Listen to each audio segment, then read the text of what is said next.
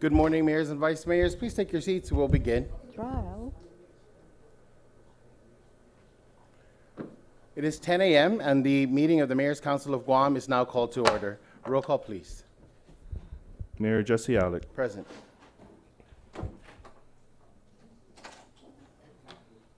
Mayor Del Alvarez. Present. Mayor Richard Arroyo. Present. Vice Mayor Jesse Bautista.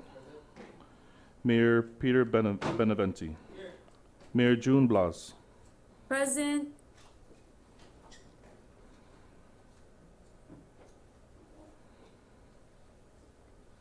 Vice Mayor Pedro Blas. Mayor Franklin Champaco. Mayor Anthony Chargloff. Vice Mayor Christopher Farron. Mayor Michael Gomatauto. Mayor Robert Hoffman. Vice Mayor Ann Leongaro. Mayor Francis Lizama. Mayor Rudy Paco. Mayor Johnny Kanata. Mayor Luis Rivera. Present. Mayor Frankie Salas. Mayor Wayne Santos. Mayor Kevin Suswico, President. Mayor Vicente Taitagui. Mayor Brian Terlahi. Vice Mayor Edward Tosco. Vice Mayor Albert Tovis. Mayor Alan Angata.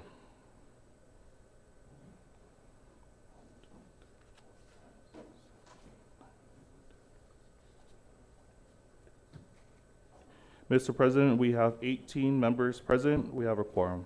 Thank you. Good morning, everyone. In compliance with the open government law, the first notice was advertised in the Pacific Daily News on September 24, and a second notice on September 29, 2025, and posted on the Government of Guam public notice portal. Additionally, this meeting is being recorded and live streamed on the Mayor's Council of Guam's YouTube channel. Please stand for the national anthem and the Guam hymn.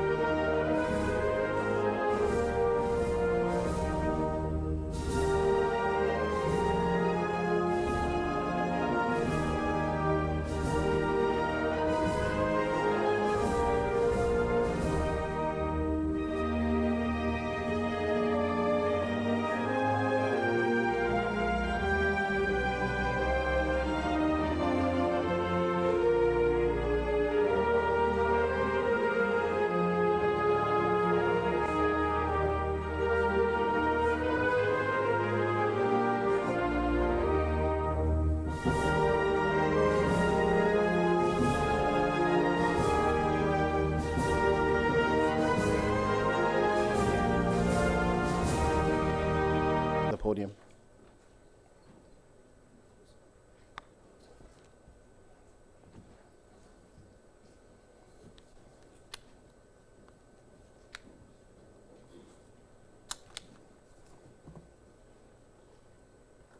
Good morning. Just make sure the microphone is on. Good morning, Mayors. Felix Reyes from the Western Pacific Regional Fishery Management Council. We've got a couple of guys here from Honolulu that would like to share some information with you and details of why they're here. First is Mr. Zach Yamato, also working for the council, and Zach will introduce the person that's going to be speaking after him. Thank you, Felix. Aloha and good morning. My name is Zach Yamada. I work with the West Pacific Council with Felix as well. A little bit about myself. I'm actually from the island of Maui, grew up fishing and diving, so it was a nice opportunity to continue working with fisheries and learning about the communities around the whole region, working with guys in Hawaii, American Samoa, Guam, and the Northern Marianas Islands as well.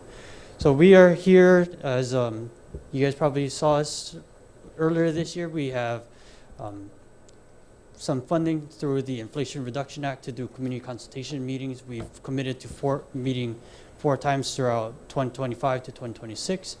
And we're recapping what we learned from the last meetings in March. And then I will introduce my colleague, Alex Min, who's a contractor facilitating all these conversations. So thank you again.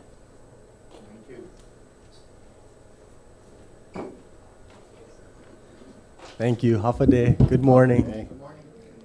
Thank you for having us. My name's Alex Min. I see some familiar faces. We were here in March of 2025 to meet with the community. It seems like it flew by already, and we're back here again. So I have a quick presentation because we wanted to bring back the feedback that we learned from the community as well as the rest of the region. So this year so far we've done 18 meetings across the whole region, American Samoa, Guam, CNMI, Hawaii, and we're doing it again, so we're back out here to bring the community back feedback that we heard and explain why community voices matter in the larger fisheries management. Next slide, please. So we have 2 purposes under this contract, as Zach mentioned. It's the Inflation Reduction Act. We're here to listen to the communities and understand what is impacting them in terms of climate change, resilience, and planning for the future. So we're here to listen to the fishing communities and what their concerns are about the future. No one knows what's going on better than the fishermen. They're on the water more often than any science, any management, and they're observing with their own eyes. We've taken from meeting with the communities, they've observed climate change decades ago. They've seen the changes, the cycles in the fish, and that's something Western science is now catching up with. The second part is a capacity building program that we just hosted in September. It was for 5 participants throughout the region. So we did have a representative from Guam as well as CNMI that came to Honolulu for a 7-day commercial fishing training program that we put together. Next slide. Next slide, please. So some of the feedback we heard, it ranged from ecosystem change, environmental change, as well as community needs and concerns. These were some of the key points that we heard from the community while we were out here in Guam, which include, we're seeing fewer fish. We're also seeing more sharks. There's a habitat shift that's occurring. There's ecosystem and environmental changes happening upland that's impacting the reefs and the ecosystems, such as land-based stressors. And there's also species changes. There's cycles, but there's also less abundance or more abundance of certain species. And this matters because this information might not be heard or seen by the science, but it's being recorded by the community voices. Next slide. And along with that, some of the concerns by the fishing community is this rising cost. Inflation's impacting their ability to go fish, along with imports and other factors that impact their ability to sustain themselves in the economy. Along with that, the preserves and other areas are predator heavy. We've heard this throughout the region. Shark depredation, which is the shark eating a fisher's catch, it's a huge issue. It's a concern everywhere across our whole region, and we're trying to understand why. Along with that, the fishing communities want to keep the culture alive and invest in the future generations. So there were some recommendations we heard a lot about youth stewardship, community-led monitoring through small grants, clear boundary markers for the fishing community so they don't go into protected areas or get in trouble for doing something illegal that they did not know they were doing. Along with that, accessible data from science that's already being done, and managing cultural concerns and our long-term sustainability of our fishing communities alongside sustainability practices and environmental concerns. Next slide.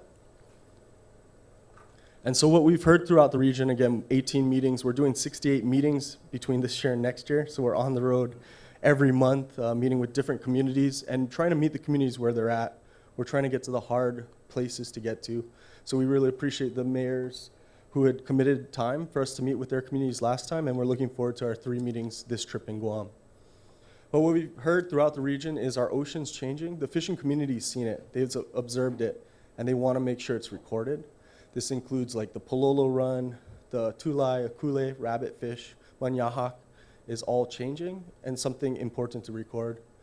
Again, the shark depredation and predation is something the community everywhere has seen, but it doesn't align with the science that has been pushed out about sharks decreasing in our region. So we're trying to get to the bottom of that. And along with that, access to working waterfronts. Again, fishing is an ecosystem. It's not just the fishermen going out to catch the fish. They need the support from the mechanic, the finance, the ice machines, and it's harder and harder to find that whole ecosystem still functioning. Just like a coral reef ecosystem, the fishing community has an ecosystem as well. And then focusing on culture and youth and governance, the communities we talked with all had a very strong interest in improving and increasing traditional knowledge, indigenous knowledge, and pushing that forward with younger generations. So finding solutions and ways that we can better align that type of management, community-based, as well as community traditions for the future. Next slide. And so why does this matter? Why do we go out and ask the communities what's going on, what their concerns are and what they're seeing? This is a little bit of a confusing slide, but what I'm going to say is fisheries management done by the federal government is managed under the Magnuson-Stevens Act, and it's a bottoms-up approach. So the concerns from the community go all the way to the top, and that's how decisions are made. It's not a top-down approach. So we're going out to the communities to listen, and this approach helps bring voices from the community all the way up to make recommendations. And we've seen this several times over. Next slide. So we published a report from our first series of trips over the first 6 months. It was called Improving Fishery and Community Resilience Across the U.S. Pacific Islands Region. It's 120 pages if anyone wants to read it.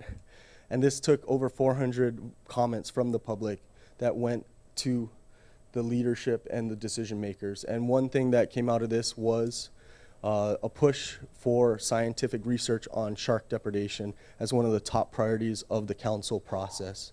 So again, these community voices are solidifying the decisions that are made at the very top for our whole entire region. Next slide. We're here in October. We've done 18 meetings so far, and we have many more to go. That being said, we plan to be back out in March 2026. So we're hopeful that even more mayors in the community want to meet with us, want to work with us, and allow us to come in and meet with their communities. So again, we're going everywhere. We're trying to meet as many communities as possible, and we're grateful for the mayors already who have allowed us the opportunity to come in and meet with their communities. Next slide. Sorry, the slides are a little messed up transitioning it, but tonight we have a meeting in Ilahan.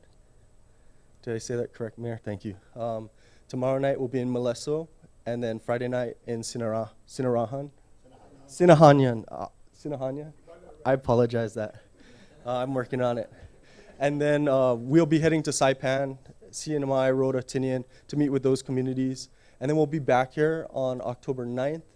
We'll host a shark depredation workshop. So we got 8 meetings, a meeting every night while we're here. So no time for fun, but we're happy to be here and meet with the communities. Next slide. So I'm going to briefly talk about this Pacific Islands Vocational Fisher Training Program. This has been a long time ask from the fishing community to host a training program for our Pacific Island community. We were fortunate under this Inflation Reduction Act to receive a bit of money to host this training program. Next slide. So it took place from 10 to 17 September, so we just finished it. We had 5 candidates from across the region, 1 Guam, American Samoa, 1 CNMI, 1 Kauai, and 1 Maui. And we hosted both classroom and on-the-water training with our industry partners across the Hawaiian Islands. In that picture, you see Pacific Ocean producers, their maritime safety and life-saving equipment training they put on for us, for our candidates. Next slide. I'm not sure if the video play, but you might be able to click on it and play, but this is a quick comment from one of the candidates.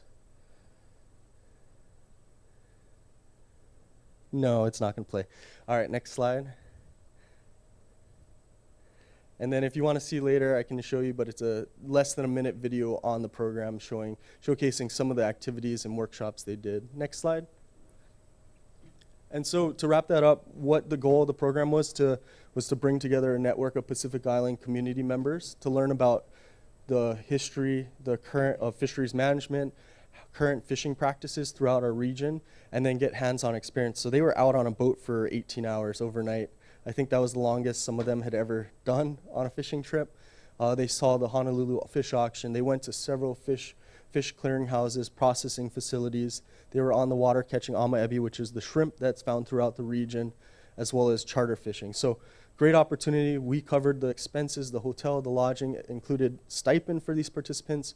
It's a program we hope to do again.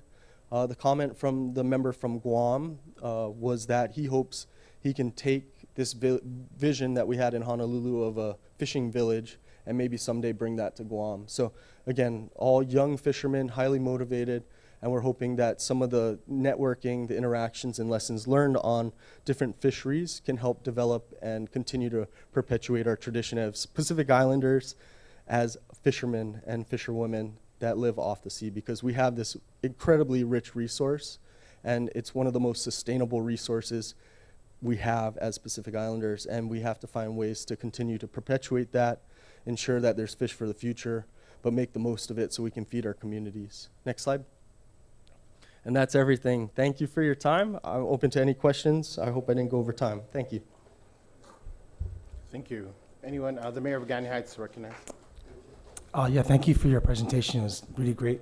You know, this is regarding the food security and access. Are there any measures that you folks are taking that our community continues to have access to affordable and sustainable local fish?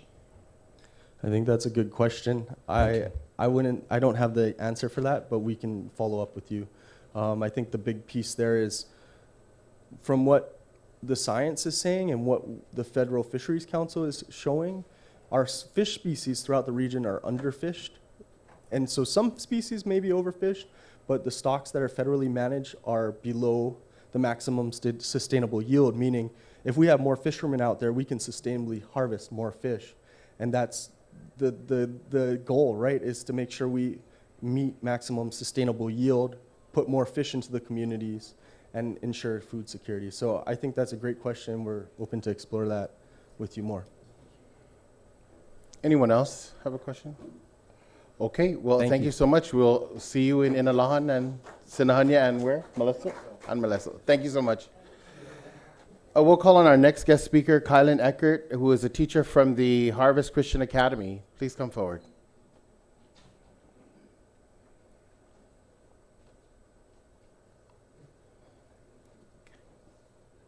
Hafa Hafa You guys don't know this, but I've been waiting for this meeting for about 8 years.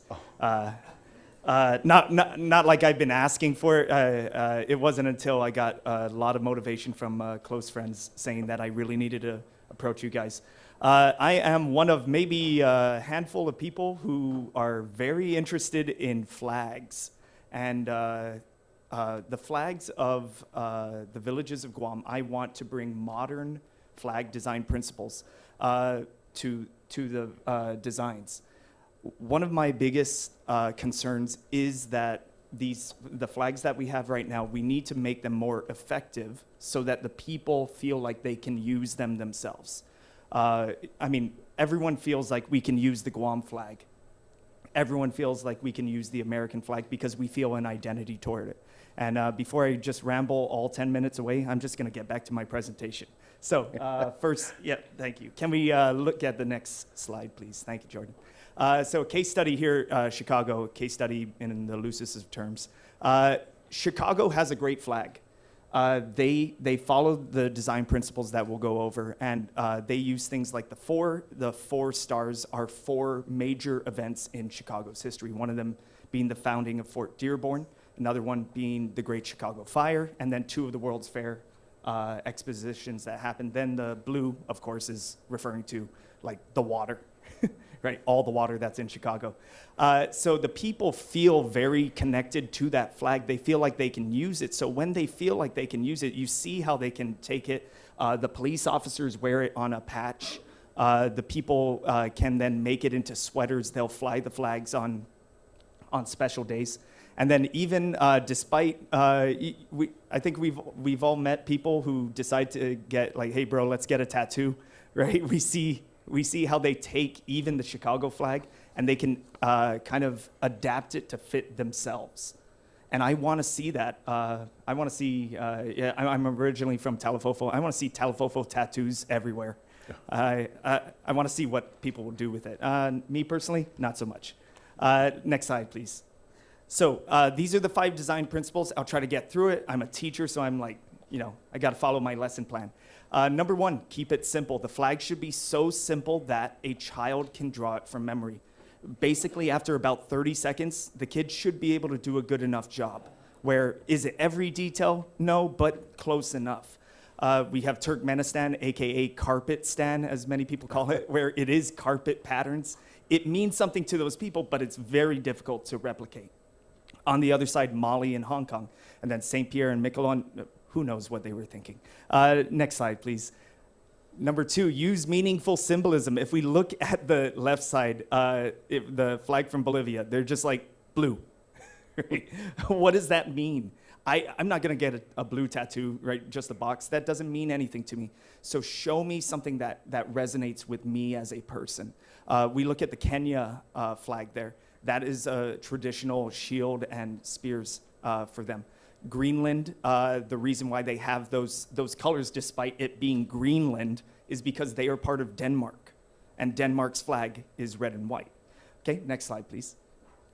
Number 3, use few basic colors. Let's look at that one in Papua New Guinea. I think they have 10 colors. Imagine trying to give a kid this flag in elementary school and saying, color your flag. He's like, I need the crayon box. I need the whole thing.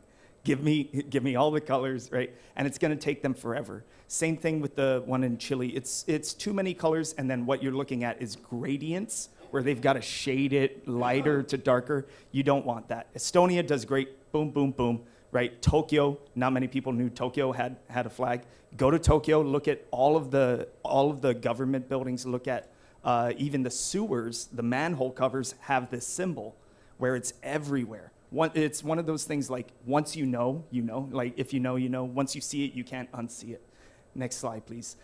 This some rules here are meant to be broken. South Africa, it has allegedly too many colors, but it really doesn't when you understand where it came from.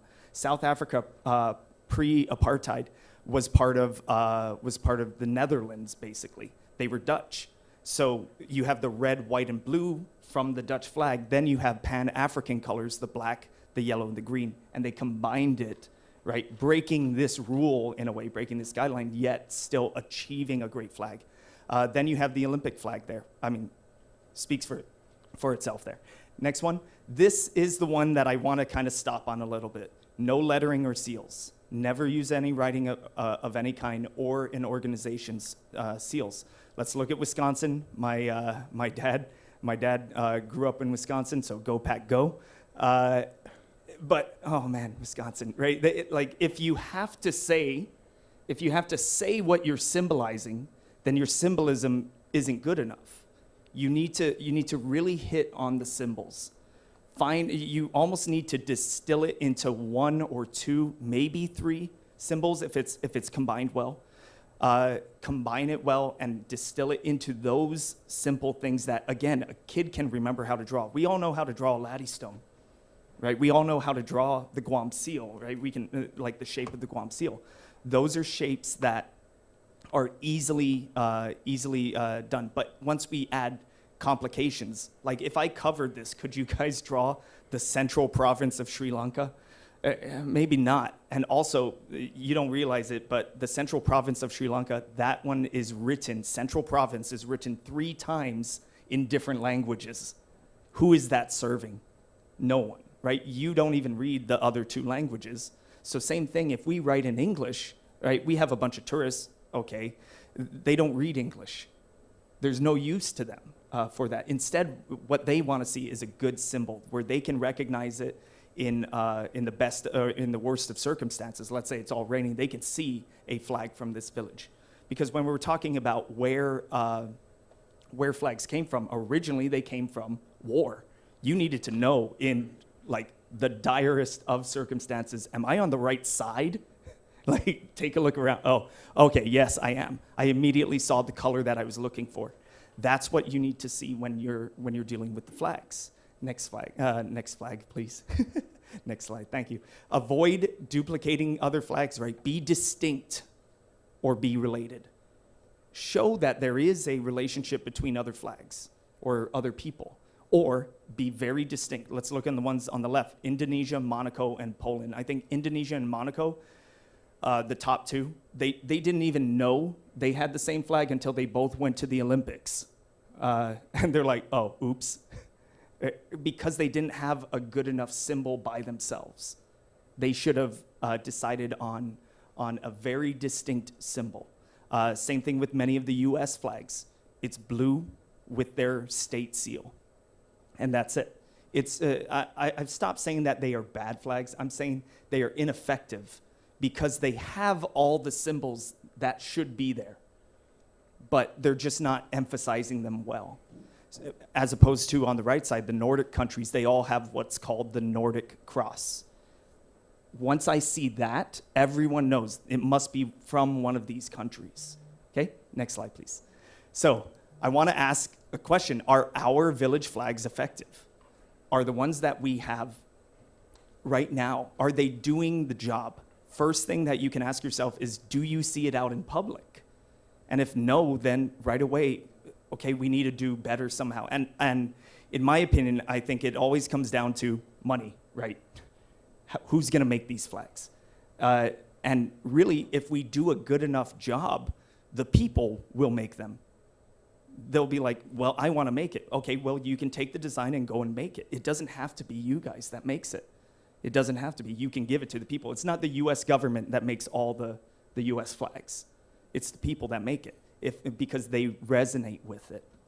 Okay, so are they effective? Some of you are trying to look right away, like, which one's my flag, right? Now, some of them are easy because they have a big enough text, but you gotta remember, flags are not static. They're gonna be in the wind, they're moving. Okay, so some of the good things that we see here are the colors. That's the first thing you see. I'll say this, Barrigada, no one else has that color combo. I loved it. Right, Talafofo, yellow, boom, easy, bananas, right? I like bananas, and for me, beauty, right? That's where it's originally from, God's country, love it, okay? Yeah, right on. Next slide, please. So this is how we can kind of redesign with a purpose. Okay, this is the original, the current flag for Asan Maina. This one, to me, was the low-hanging fruit. If you get rid of the seal, what do you have? You have a flag, right? You got something here. Hey, so we get rid of the seal, and let's make everything have meaning. Like, let's look at it, red, white, and blue, and then we can model it after the Marines, because this is where the Marines first came back. This is a great thing to honor them. Imagine seeing that as a Marine, like some of the people who came back and saw that at the Liberation Day parade. And then instead of gold, which is the right away, we're like, let's just make it gold. No, let's add a little bit more meaning. Let's put it with that dress tan, and then emphasize the 2 stars. That's purposeful redesign. Next slide. Okay, that can then lead to things like this, where the people, where they feel represented, they can then make products. You can make products if you need to. Purposeful flag design when this happens, the people feel like they resonate with it and they have the right to display their village pride. And there's village pride everywhere.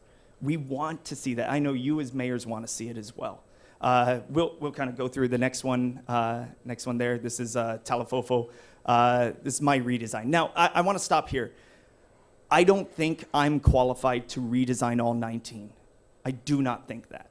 And I don't want to. What I want to do is I want to help you as mayors. If you would allow me to form a committee with each mayor's office, go through the village, find graphic design artists, work with them, take time, so that when we finally end on a good design, it hits and the people start flying it everywhere. That's what I want to see. Right? I want to see when the Rangers win. I want to see them rallying right around Talafofo with a flag that they designed. And again, I'm not married to these designs. It can be something that the people decide. And that's something that I want to just help guide to make sure, hey, we're staying on the right course. We're not going back to, let's add this symbol, this symbol, this symbol. This. Everything doesn't need to, not everything needs to be represented. We need something that's going to hit every time with everyone. Next slide, please. This one is for Santa Rita Sumai. This is one of the most recent ones that I made. This would be the village flower. I think it's the gardenia. Is that correct? Sorry, ginger. Is that it? Okay. So okay, good. That would have been really embarrassing if it wasn't. And then the removed petal, just something like that, is referring to where the village of Sumai was removed, or you can say it was the people that were removed from Sumai. You can make it mean, in a way, what it means to the people, where it has something, right, where it's like meaning is in the eye of the beholder kind of thing. But just that little bit, right, a little bit of purpose added into it instead of just, let's put the seal, right? Instead of that, it's, oh man, hey, like this is something I feel like, imagine giving that pin to all the people who go every year. That would mean something, right? Next slide, please. This one was the Molesto flag. I just kind of took the colors, and this is something I want to stop on. Just because the colors don't match what the people want to use doesn't mean that it's ineffective. They can take what's called the charge, right? If you see, that's the crab, right? When people see the crab, they're like, oh, it's Molesto. That's perfect. That means, hey, we've got something. Okay, we've got something that we can keep hitting on right there. Let's go after that. Does it have to be that? No, it doesn't. I made it also a 7-pointed star to honor the 7 martyrs, or the 7 heroes of Molesto. And then you have the white part as the bell tower. And again, this was like just a happenstance. When you put the two crab claws together, it makes an M. I'm like, hey, okay, I guess that's a sign. That's a good thing, right? Next slide, please. This one is Chalampago Ordot, and it refers to the fish that ate Guam. That shape is Pago Bay, and then the turning point in that legend was when they discovered lemons in Pago Bay that came from Hagatnya, and they realized that's how the fish is getting around, right? What this kind of design makes people do is they ask, oh, hey, what are those 3 moons? And then you say, actually, they're not 3 moons. They're lemons. What? Why do you have lemons in your flag? I'm glad you asked. Let me tell you. And now you can talk about it. So this is what it's like to give purposeful design. Next one, please. This one is Inalahan. I'm working on it. Right, I want to find a good symbol, because if we just use the one that's kind of right there, this has almost become a Guam symbol, and which is great for Inalahan. So I want to find something that hits. And again, you got Bear Rock as the silhouette on the right side as well. And it's jagged like that because it refers to Godao, right, where he broke the canoe. So it's jagged on one edge to show that. Next slide, please. And then last one, Mung Mung Totomaiti. That is my current residence. I'm glad I live there. It's a nice place to live. And I think it deserves a good flag. And it could be just simplifying things. And that's all it takes when we talk about purposeful flag design and adding new kind of flag design elements like this. And like I said, the action point would be, if you want me to help you redesign your flag, please contact me. I would love to work with you, your planning committee, and just do something with you guys. I love it because it also lets me learn so much about the villages. And this is a perfect way to get like those elders involved. Hey, we got to make sure we talk about this. This was a great moment, right? What are the things that need to be talked about in your flags? All right, thank you. Thank you so much. I just want to comment that I think this is timely because we have a new set of mayors, and the flags that everyone worked on, even before I was mayor, I agree with you 100%, and that's precisely the point why I don't use mine, because in the middle of mine, I have a private business Yes. logo, Yeah. and that it doesn't make sense. If I'm going to do that, then I'm going to put all the Korean stores on it as well. So I agree with you, and I'm willing to be a part, or at least be a part of a new movement to see what we can do for flags. What I will do is, or I'll ask now, are there any interested mayors in this concept, in entertaining a concept such as this? Good, yeah, okay. So what we'll do is we'll go ahead and, well, any opposition to it? Okay, since there are no oppositions to it, yes? Oh, okay, the Mayor of Sinahanya is recognized. Is there a fee for you? Personally, You just want to do it? this is like I said, I would Your hobby. appreciate it, but this is more like my crusade. This is like, I just want to see something get done. Yeah. Okay, so what we'll do is, just to kind of formulate it, we'll reach back to you by email, and we could perhaps set a date where we could meet, where all the villages are invited, whether they come or their representatives, and then we can talk about details. And would I be able to, sorry, I don't know how to address you while I'm doing this. I'm sorry, go ahead, you can do it right up there. Okay, I'll just look at you. Okay, okay. This is very difficult. Yeah, and I would really like to work personally with each one as well. So, I mean, if this is just like a one-time meeting, I really think most of the work is going to get done almost individually, where if I work with one village, one or two villages at a time, and I can get things like the low-hanging fruit where, hey, we already got these symbols where we really want to do this.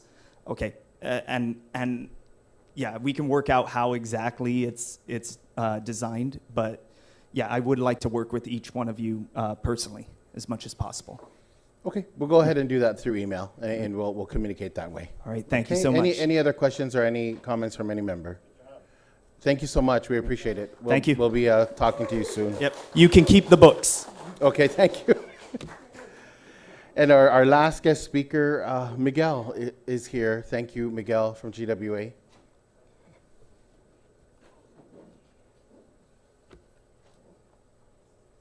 Morning. Good morning, mayors and vice mayors. Thank you for having me here today. I was requested by the CCU chairman to come and speak to you this morning about the presence of dieldrin in our aquifer and our recent action concerning the advisory issued for the village of Jigo. I don't have any slides. Apologize for that. I've been a little busy. But I do have some topics that I'd like to touch on in sequence. So I will just go through the history and the background first to give everybody kind of where we are. And I'll be presenting the best information that we have available. And if I will try at the end to answer any questions you have as best I can. So as you've probably come to know over the past couple of weeks, dieldrin is a pesticide commonly used as a termiticide in the past. Its use was limited to certain applications by the federal government in the 1970s, and then production was completely banned nationally in 1987. With respect to the Safe Drinking Water Act, there is no federal regulation for dieldrin. There never has been. From the research that I've done and the documents that I've seen, it was not detected widespread throughout the nation's water systems at the time that EPA was looking at it. So when they were considering the regulation and also considering that its production had already been banned, they made the determination, the EPA documentation seems to indicate that they made a determination that it did not pose a significant risk, and so no regulation was implemented. And so that's why there's no federal regs on this. Now, to speak about its presence on Guam. So we know that we have it in the groundwater, so apparently the pesticide was used on Guam, but we don't have any information on where or how long it continued to be used. We understand that the most likely use would be the application to soils before foundations were poured as part of building construction. That's where most termiticides now are used. That's a typical process in construction. So how long dieldrin may have been used in this application, we don't know. We don't have any information on whether the national ban that occurred in 1987 was enforced on Guam, or if its use persisted after that ban through whatever means, whatever channels it could have got to Guam. So we don't have any information on that. We don't have any information on whether the disposal of the banned pesticides or any soils to which it may have been applied was, as a termiticide, was regulated or monitored. What we do have information on is, as far back as the mid-90s, is that the data indicates that it has been in groundwater. So let's just talk about GWA's sampling and reporting of that. We have regularly sampled and reported on pesticides and other organic compounds in accordance with national safe drinking water regulations, and reported that both to US EPA and to Guam EPA. While dieldrin was not regulated, other pesticides are, and the analysis that we use, the lab analysis that we use for these pesticides, included dieldrin as an analyte. So we have been collecting the data because we use that particular method, and we have been reporting it. And so over the years, we've accumulated the data on the presence of dieldrin in our source waters. The results of all such testing and the presence of all detected contaminants, regulated and unregulated, have all been reported. And many of you are probably familiar with our annual water quality report. So this document contains everything that we monitor for, everything we found, and it goes into every customer's mailbox. And that's in the manner in which we report this is set out nationally. It's standard across the nation. All utilities use this same method to let their customers know what's in their water, and we follow that, and we have been following that. We keep this information on our website. It goes back, on the website, it goes back as far as 2007. In particular, for each contaminant, we provide which water system it was detected in and the range of detections. So these reports, as I said, are provided to every customer, and dieldrin has appeared on these reports with the range of detections in all water samples that are collected throughout our system in accordance with the regulations. Now, for this specific instance and for GIGO in particular, we recognize that this method of reporting was insufficient to address the public's concern about the advisory that we sent. So I own that. We failed. We should have done more, I guess, on that. And so we're trying to fix that now. We have a web portal that has been developed. We're populating it now with information on Guam water safety. So all of the most recent information we have and all of the historical information that we have will be provided on that website to provide clear information to the public. Now let's talk a little bit about US EPA's communication to us about dieldrin. So a lot of information has been circulating through social media about when that occurred and what EPA told GWA and Guam EPA. So in 2012, and I'll point out here that I didn't come on board with the authority until 2016. So a lot of what happened in the past, I can't necessarily speak definitively about, but I'm providing you with the best information that I've been able to find. So in 2012, shortly after federal inspectors reviewed GWA's water system and our laboratory reporting, US EPA did send a letter to GWA and Guam EPA indicating that dieldrin was present in the groundwater and expressing an offer to work with GWA and Guam EPA to assess any risks that that might cause. There was no concrete steps that were laid out. It was just essentially an offer to help us. So, as I said, I didn't come on board until 2016, so I don't know between 2012 and 2016 what may have transpired between Guam EPA, GWA, and US EPA, but what I can tell you definitively is when I came on board, one of the first things I did or had to do was to meet with US EPA on compliance issues and their enforcement of those compliance issues on GWA. And from that point and all the subsequent meetings that I have ever had, Dieldrin did not come up until later on in 2022. So there was no communication from US EPA at that time that this is an issue, you guys need to work on this. I'm laying that out only because that is my experience and my knowledge of this situation starting back from when I joined the authority. So in my discussions with staff who were around, I was advised that other than the initial letter, no information on risks associated with Dieldrin or further efforts on the part of US EPA to enact regulations or require treatment for this unregulated contaminant or chemical were shared with GWA. So at that time,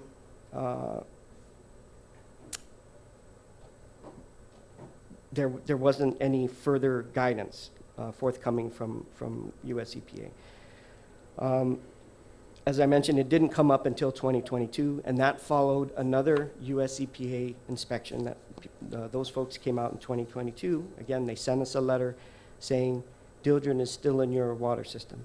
So at that point, the current leadership and management at the Guam Environmental Protection Agency took that up and recognized that this was now a concern. They expressed that to us, and shortly thereafter, they indicated that they were going to try and develop regulations to address Dieldrin.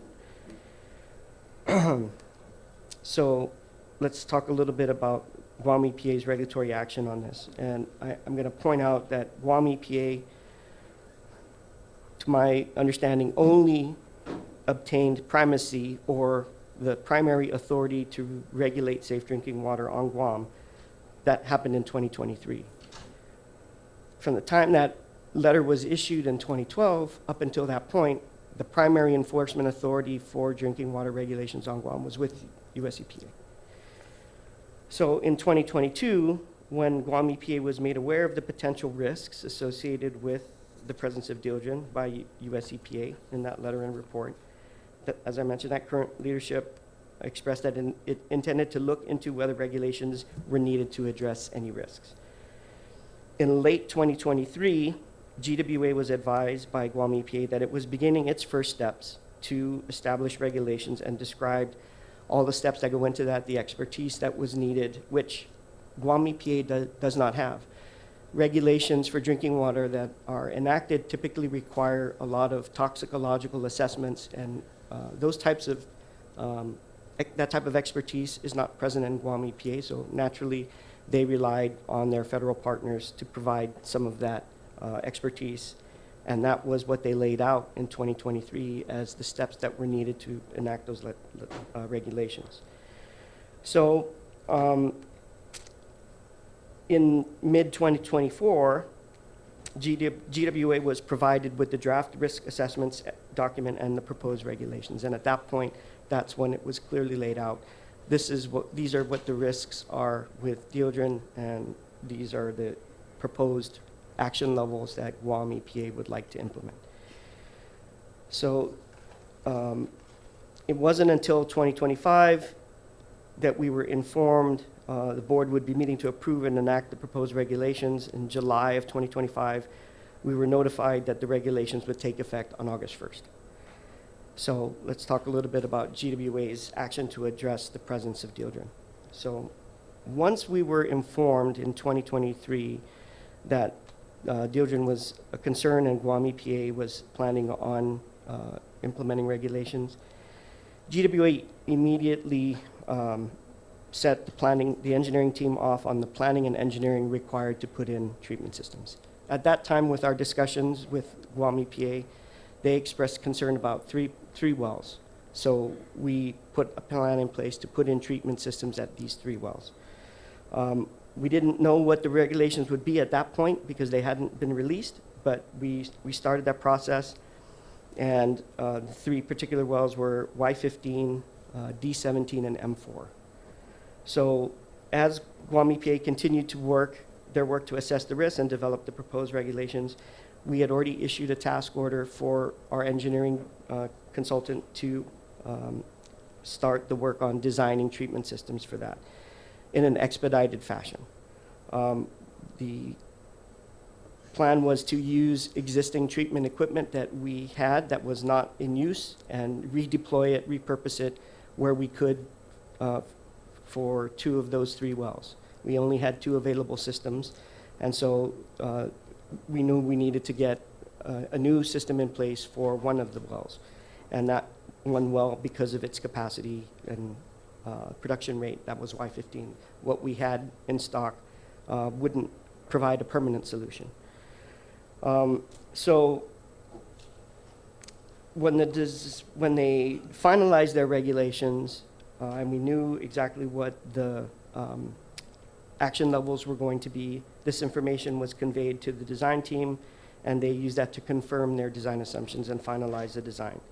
We completed the design work in 2024, and we put out the construction and an IFB, which was issued in early 2025. The bids were due on that in April of 2025. The sole bid that was submitted was for $7.14 million to construct those treatment systems at all 3 locations.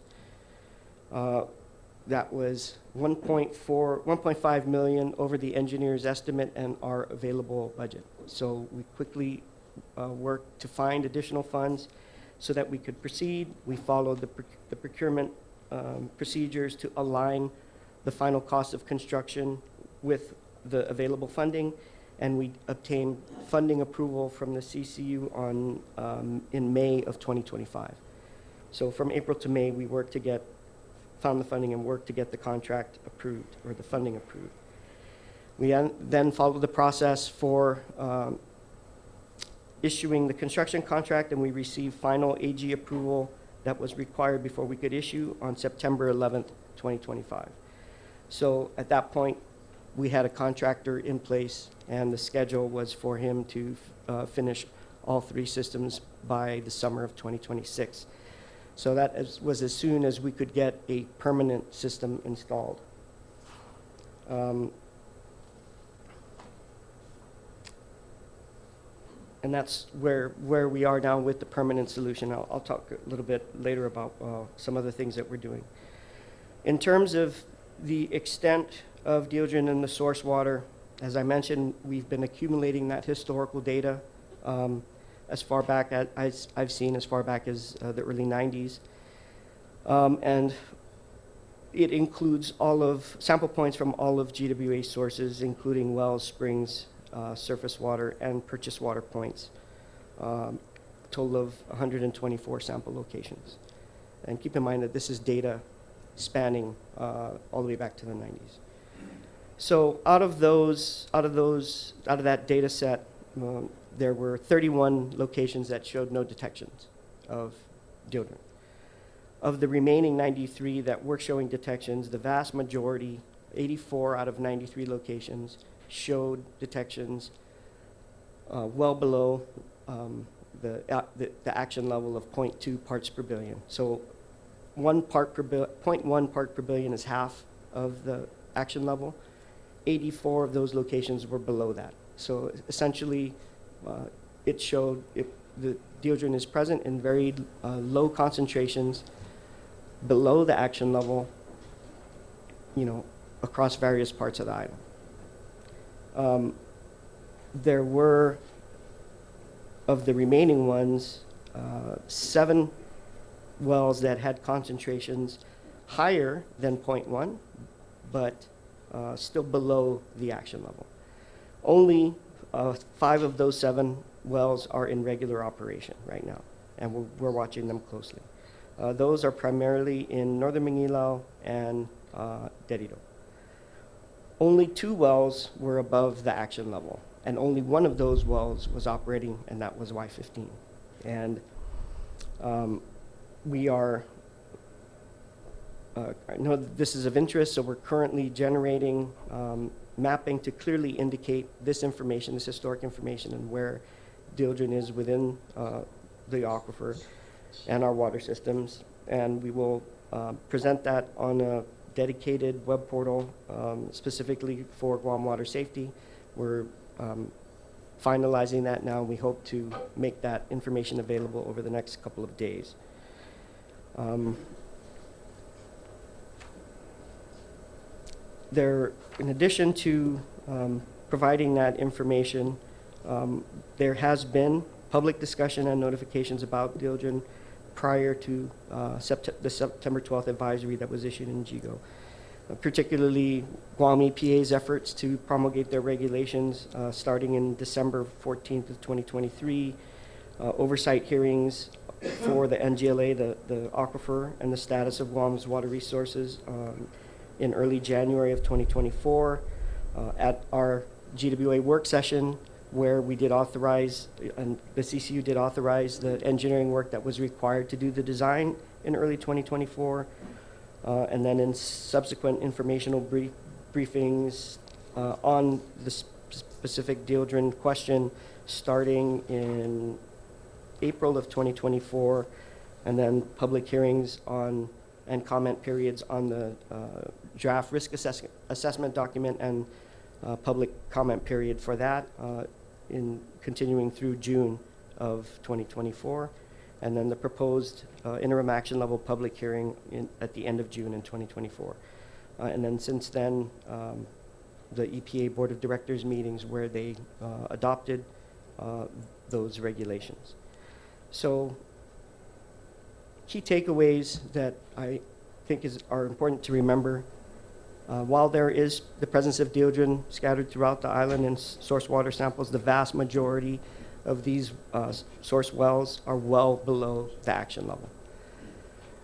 The action levels, to my understanding, are based on, as I mentioned, the toxicological analysis and EPA's assessment of a lifetime exposure at these concentration levels leading to increased risk of adverse health effects. And so the levels established are fairly conservative already and involve a lifetime of exposure. So being below half of that interim action level for the vast majority of our samples indicates that it's there, it's in the background, but it does not rise to a level of an increased adverse health effect. The other important thing to note, I think, is that for our part, GWA has been laser focused on trying to find permanent solutions, install permanent solutions for this problem at the 3 affected wells. We didn't put the Dildren in the groundwater. We don't have any authority to find the source of how it got into the groundwater, but we have been working hard to implement the permanent solutions to remove it from the affected wells. And I've stated before that it's difficult to treat, and it's better to prevent contaminants from getting into the aquifer. And in this case, you know, when something becomes subsequently regulated, which was in widespread use for construction, you can imagine that, you know, trying to find a single source may be difficult. But it's not our job to try and find that. We've been voicing our concern about finding it and stopping it, but our job and what we've been focused on is providing permanent solutions for the 3 wells that are affected. Again, only 1 operating well out of our 90+ operating wells is above the interim action level.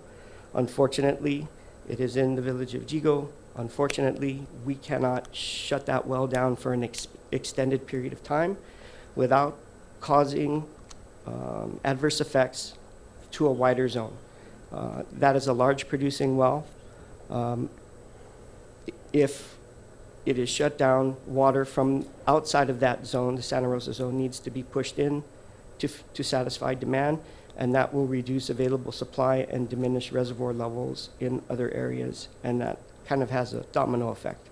So the adverse effects to public health and sanitation are for that larger area had to be weighed, and we had to make the decision to keep it operating. We have been trying to make operational adjustments to limit that area, and we did not have EPA concurrence on this yet, but we've made adjustments so that everything on in the current mapped out area of affected customers, everything south of Gazzanero is now completely off the Santa Rosa zone and is being fed from the Gigo zone. So that is about 300 customers that can be taken off that list, but we need Guam EPA concurrence before that before we reissue that boundary. We've allocated over $7 million in both design and construction costs for the solutions at these affected wells. And we are hopefully, going to keep it at that level. If there are additional costs that are required, we will find the money and we will put it into completing the project. We are already taking steps now that we have the contractor on board. We released an update earlier that we have an interim solution that is currently being constructed.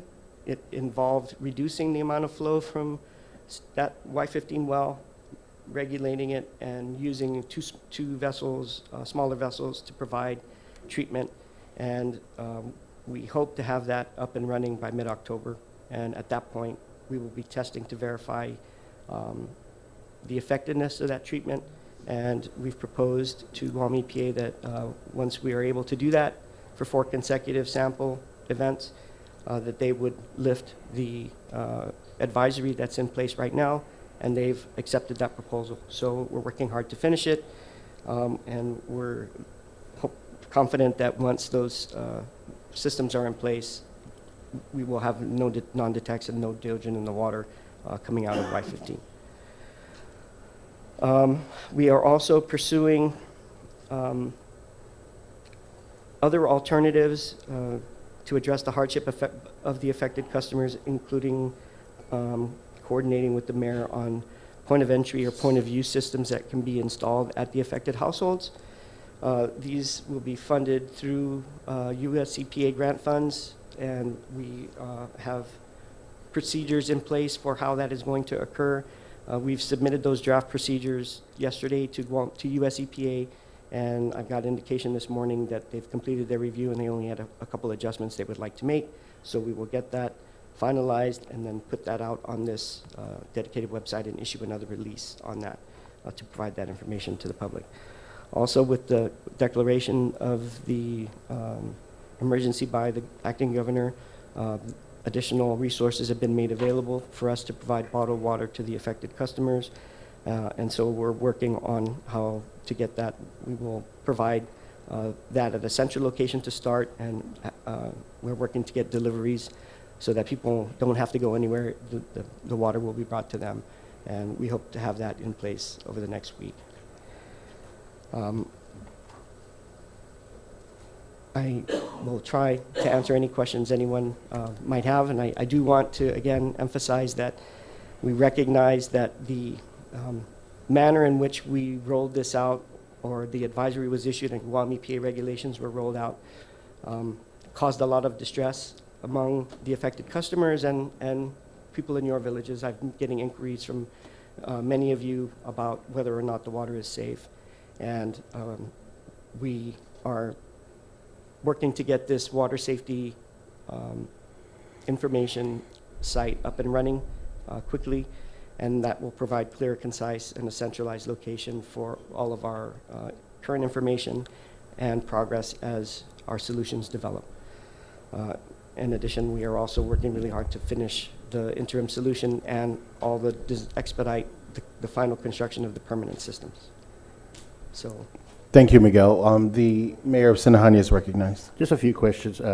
When is the water quality report always issued out? Because I know that residents would, a lot of them get it in the mail, they kind of never realize it's the actual water quality report, it's that glossy paper, then it's with the bill, they toss it away.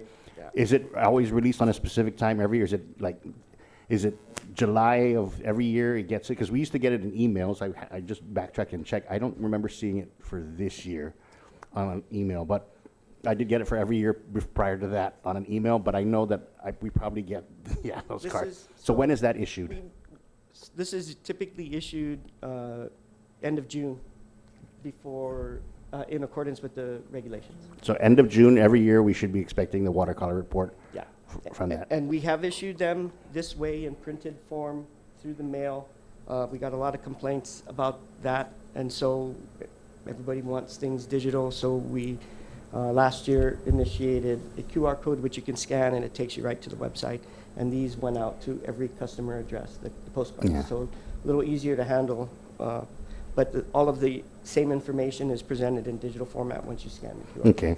The next question I have is that we read recently that the military is going to be doing their own testing on whatever else I guess, for their wells. And is that coordinated with GWA? They do their own thing, or are they doing something differently to test it because there's a concern on their end?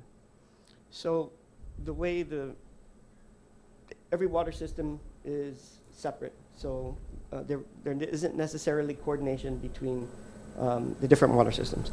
The regulations apply, to my understanding, to all water systems, and the requirement is that when they went into effect, water systems that didn't have data were required to start collecting data, and then once they had sufficient data, then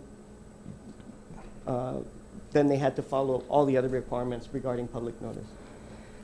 Because everyone's familiar with the PFAS and then the Camp Lejeune. I think it was on TV this morning on the news about the VA payments for those exposed to contaminated water in the military bases on that end. So I know that there's discussions between the federal government on how to settle this and who's actually responsible. I know that in some areas, people were bringing lawsuits against the chemical makers. We've seen it done with pesticides. We've seen it done with other things. Is that something that GW would say, we'll go after Shell Chemical Company who made the chemical, as well as, the other two? I think there's only two companies that actually produced this in massive quantities in the 70s and 80s. Is that something that GW would do to say, hey, recoup some of this cost? Because, like you said, when people sued the tobacco companies, it was because of years of data coming back, and the tobacco companies basically said, yeah. So there was a class action suit against that. Is that something that's even in the radar? Frankly, my focus has been solely on implementing the solution. If that is a question that the board thinks that we should pursue, then I will give some attention to that. But my focus right now is in providing the solution. And then the last one I have here is that, like the power system, you could backfeed certain areas. Is there a way to turn off well 15 and backfeed the residents from another well that's safer, or? There is, but not for an extended period of time. We would start to lose water in other areas, likely within 24 to 48 hours. Okay. Thank you. That's my question. The mayor of Jigo is recognized. So I know you guys are supposed to have a hotline for residents to call. Has that been established I think we included it in the release. in the release? Yeah. Okay. So residents are now asking, how do they go about requesting for testing at their home? Is that something that you guys are going to allow?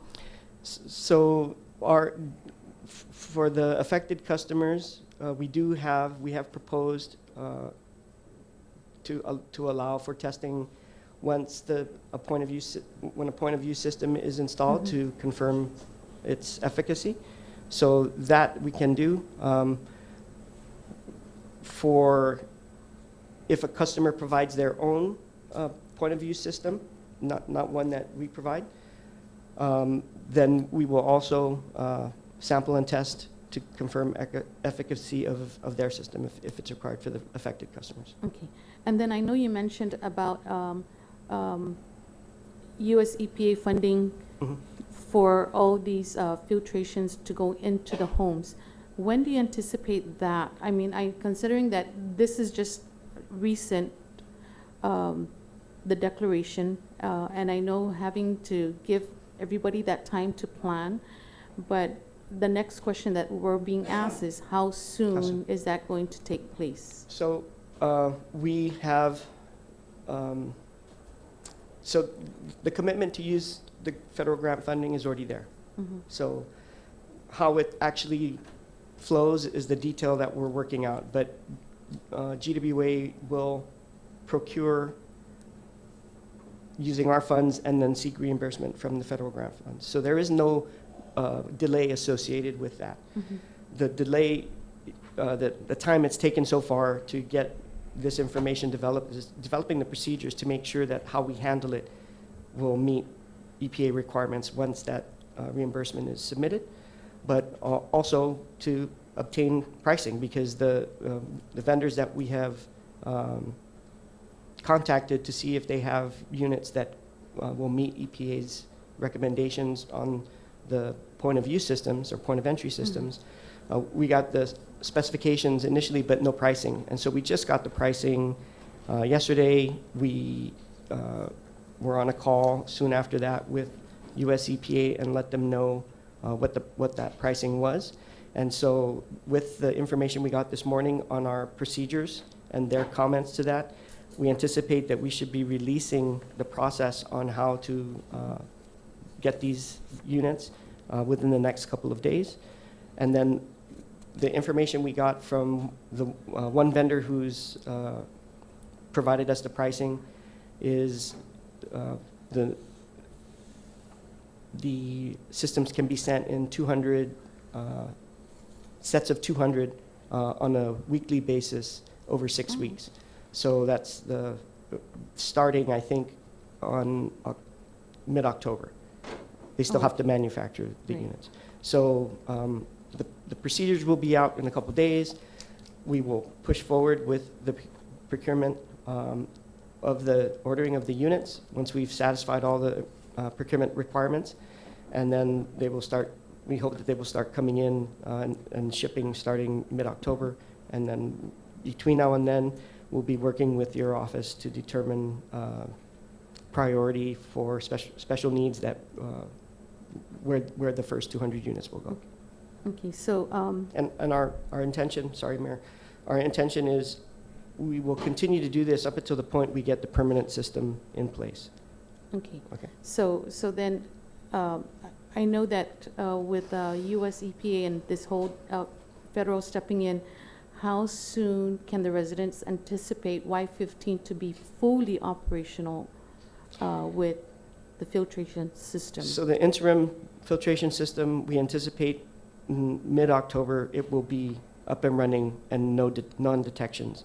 Of course, we're going to need a week to verify that because it just takes that long to take the sample and send it off island. But we won't lift the order, or Guam EPA, based on what we've proposed and what they've accepted, is we want to see consecutive sampling events that show non-detects to make sure that it's working, and then they'll lift the order at that point. So mid-October for the system to be operational, and then once the sampling to occur, and then EPA approval, and then the order will be lifted. Then the permanent system, although we have it scheduled in the contract with the contractor for summer of 2026, we are doing everything we can to move that up. The latest information that I have on that, which from the manufacturer of the vessels that are needed, manufacturing new vessels would be available slightly earlier in the spring. So that's hopeful, but we're still pushing to see if we can get something sooner. Okay, and then I just got off the phone with Albert Paris from GWA. Warehouse and supply, yeah. Yes. So I know we're coordinating. He's supposed to come by to take a look at the facility. I'm offering space for GWA for water delivery. So at the same time, yesterday we went out and we started to distribute the donated bottled water to our residents, and we're also sharing with them that GWA has its own plan for the water delivery. We just don't know whether they will be delivered to the individual homes or it's something that they would have to come by the gym to pick up. Those details I did mention to them that those details have to be worked out, and that would be with GWA with, you just call the hotline number. And so we've kind of been giving that information out to the residents, and, you know, thank you guys for your hard work. I know being in front of the whole crowd, you know, it takes a lot, you know, to answer the hard questions, but, you know, thank you guys for doing what you can to provide safe drinking water to the residents. So, you know, I look forward to working with you guys. Thank you, Mayor. The information that you've been providing to your constituents aligns with what we are proposing, and our intention is to provide the delivery so that they don't have to go anywhere to get it. And then we will work with you if that should be on a regular schedule. And then if there's anything in between that time that needs handling, then we can work together to make that, any special arrangements. The Mayor of Inalahan is recognized. First of all, Miguel, I want to commend you, and that's a great presentation, honestly. And if you haven't said what you said publicly, because me personally, I haven't seen that. But obviously, you've detailed all the timelines. Sounds like the GWA was on top of it the whole way through. And interestingly enough, of course, that happened in the 70s, 80s in terms of the deodorant application, but unfortunately showing up now. My suggestion is we should also use this opportunity to go to aggressive campaign about oil, solvents, paints, and what have you, because over time, of course, the generation today might not realize it, but the next generation may be, in fact, having to deal with this. So again, I applaud you for that, and if you haven't done, or unless you're able to repeat the entire presentation, which I highly encourage you to do, record it and what have you, and send it out so the social media can actually circulate that, because I think that will provide a sense of calm. I also want you to know that from the South, people are calling me up asking me, are we a part of this, right? So again, from the GWA standpoint, I think maybe a messaging of that sort goes out. But again, so the only one question I had, which kind of troubled me when I was reading the paper, is that we are saying now Y15 as a elevated level. So when we talk about, and by the way, earlier, and I'm reassured again, because earlier I was going to ask what parts per million are we at, but you said action moves not into over 2 billion parts per million, right? So that's 0.2. Oh, 0.2. So that's even. So for the rest of you that don't understand that literally is like one spit in a whole big swimming pool, right? So it's going to be very hard to really kind of do any true damage. But nonetheless, can I ask what elevated level was Y15 at? Y15 was at around 1.7, 1.8. So it was very high above the action level. And, in a perfect world, we'd be able to shut it down, right? Right. But we were not able to do that without causing a larger What public is that, health like issue. 1,000 gallons per minute well, right? But anyway, so what was that other question I wanted to ask? So what are we going to be putting in there? A GAC system, or what kind of treatment process are we looking at? Yes, it Just will a be GAC? granular activated carbon filtration. Okay. And again, we have the interim solution that we have sufficient GAC on hand to get this interim system up and running, and then the permanent system, the contractor will be procuring additional GAC for that. So we will have sufficient quantities. Okay, like I said, honestly, that was literally the best messaging I've heard. I've been trying to decipher throughout all the different media, and still couldn't put it all together. But you put a great timeline. You put and interestingly enough, and I was kind of blown because I haven't quite heard about this, but you guys already have a contractor in place. I think that's huge. That's a very huge, important information that needs to be repeated several times over so that people have the understanding that you guys weren't sitting on your butt. Because initially, my first impression when I read the news is like, you guys knew but never did anything about it. But to have known, but we're being proactive, that just set the whole stage differently, right? Set the tone differently. So again, great presentation. I'm saying if you haven't done this presentation in the way you did, Miguel, I'm saying record it. Just go to our YouTube channel and send it out that way. We'll share it out there. That microsite that we'll be putting up will have a section for podcasts.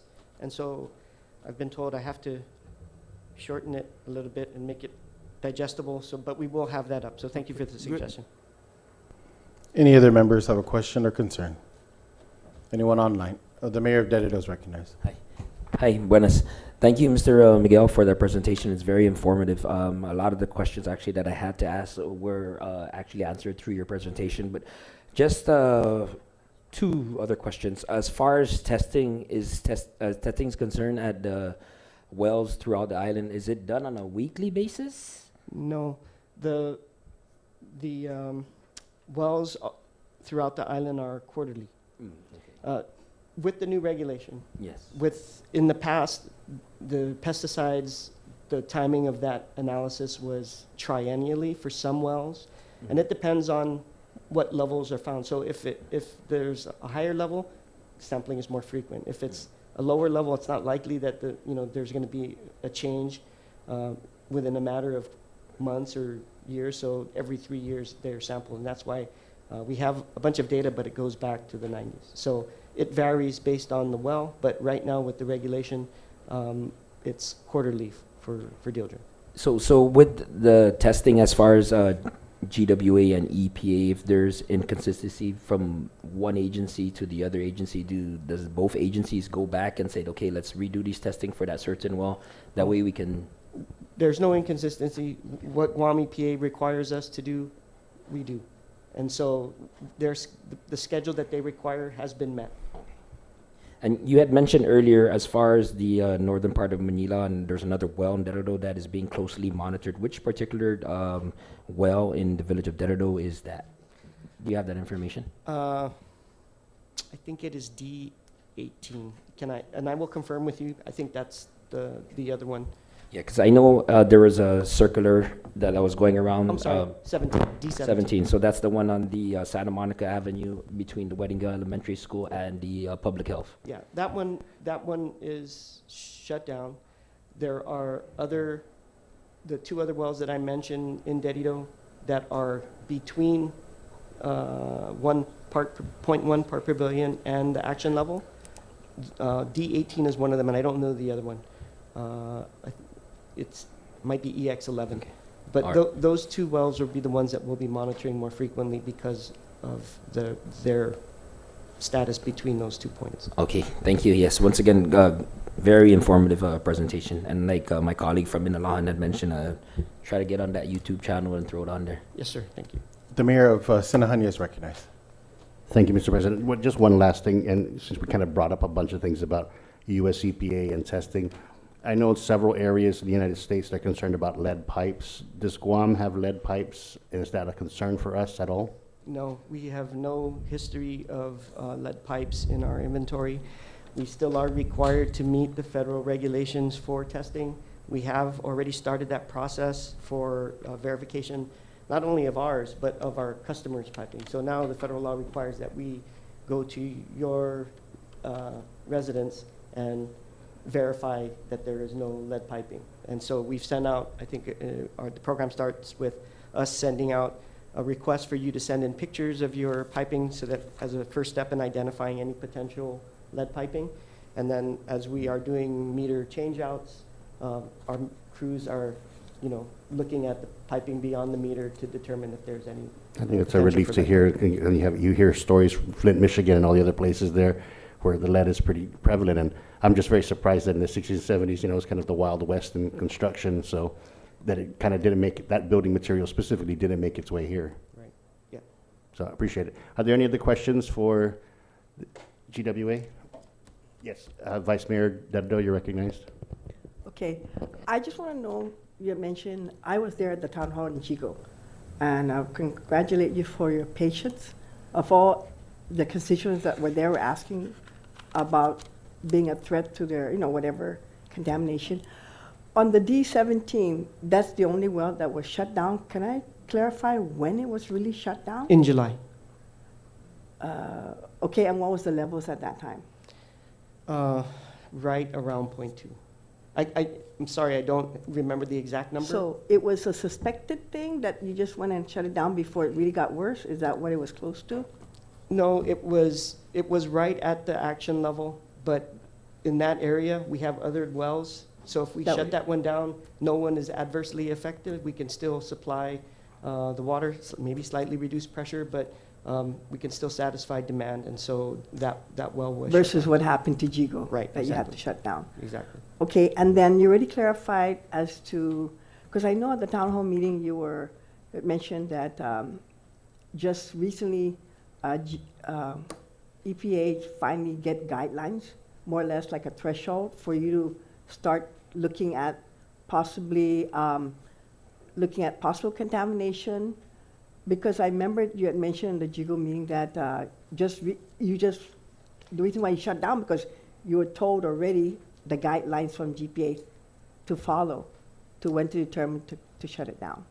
So the regulations, we were told in July that the regulations would take effect in August. The action level was known when they presented their draft regulations, when they had the public meetings for their proposed draft regulations. And so we knew what the action level would be when those came out. But when they were going to go into effect, we didn't know until July. And then, as I mentioned, we could not shut down GIGO, so we issued the notice in accordance with the regulations.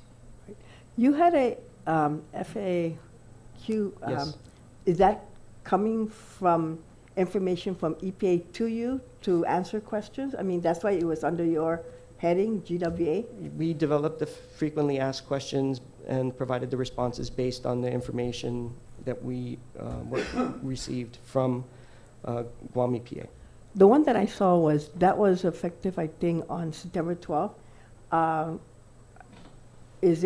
often is that kind of information updated? Oh, so those FAQs will remain. If there are additional updates or additional questions, we will post it on this new microsite, and that will be updated regularly.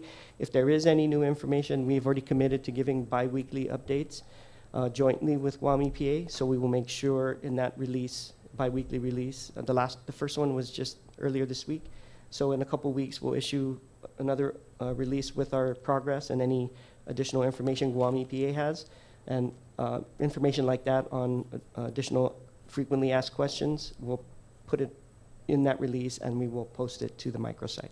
Okay, the because portal. at JIGO Town Hall, people were really eerie about, even after the town hall, that it's affecting them, not just drinking, but showering and everything. So there was a panic on that part. Yeah. That, they were concerned about more or less exposure by washing your face and just bathing, Right. not so And much drinking. we defer to Guam EPA and US EPA and their toxicologists who develop the guidance for the advisory and for the frequently asked questions. So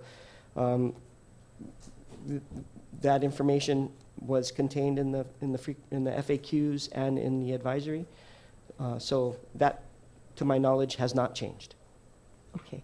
I know another question is, when can you really tell that because it was on the town hall, when can a person tell that they were already exposed, even though you shut it down, and like you mentioned, it takes time for it to really get into your system. It's not like real quick. But when would you tell a resident that, because a lot of the questions they ask is, do I go to a doctor and find out if I got exposed? It's just more or less like, you already shut it down, but is people going to be worried later on along the way in life that they were exposed, but it takes a while for it to really? I can mean, answer questions yeah. about the water, but in terms of public health and that type of advice, what we have on our water quality report is if you have special conditions or concerns, that you should consult your physician before drinking the Okay. water or. I remember you mentioned that at the town Okay. hall also. Thank Okay, you. great. Thank you. Mayor Vagana Heights is recognized. Thank you, Vice President. Thank you so much, General Manager Miguel Brigadio. Really just also before I wore a hat as a mayor, for always being there, available to the questions when I was in a position to reach out to you. And I thank you very much to you, especially, and your team, for all the hard work you've been doing, and really bringing us into this new generation. Also, with the water system we have. Yes, there's a situation going on, and I really have a lot of faith that this is going to turn out well. And I really, with you, my colleague, good friend, Mayor Lozama, what you're going through. And there are great questions today, as well as our GWA retiree, and he was a guy I respect a lot, Mayor Tony from Minalahan, and really great questions from Mayor from Dededo, and also my neighbor brother, Mayor Robert Hoffman. Just so I can record it, and since our feed is being recorded live, our constituents in Again Heights, I promised them I would ask this question because they asked me, can they demand for a water test if they need? And I know it was asked by Mayor Lozama, but just to reiterate, so I can probably share this part of the YouTube to our village chat, because they're watching this right now. I shared the link. Thank you, sir. So in response, the question regarding sampling specifically for deodorant at the customer's location, the response was for those affected customers that received the advisory. For those that are outside of that advisory area, we're confident that there is no deodorant.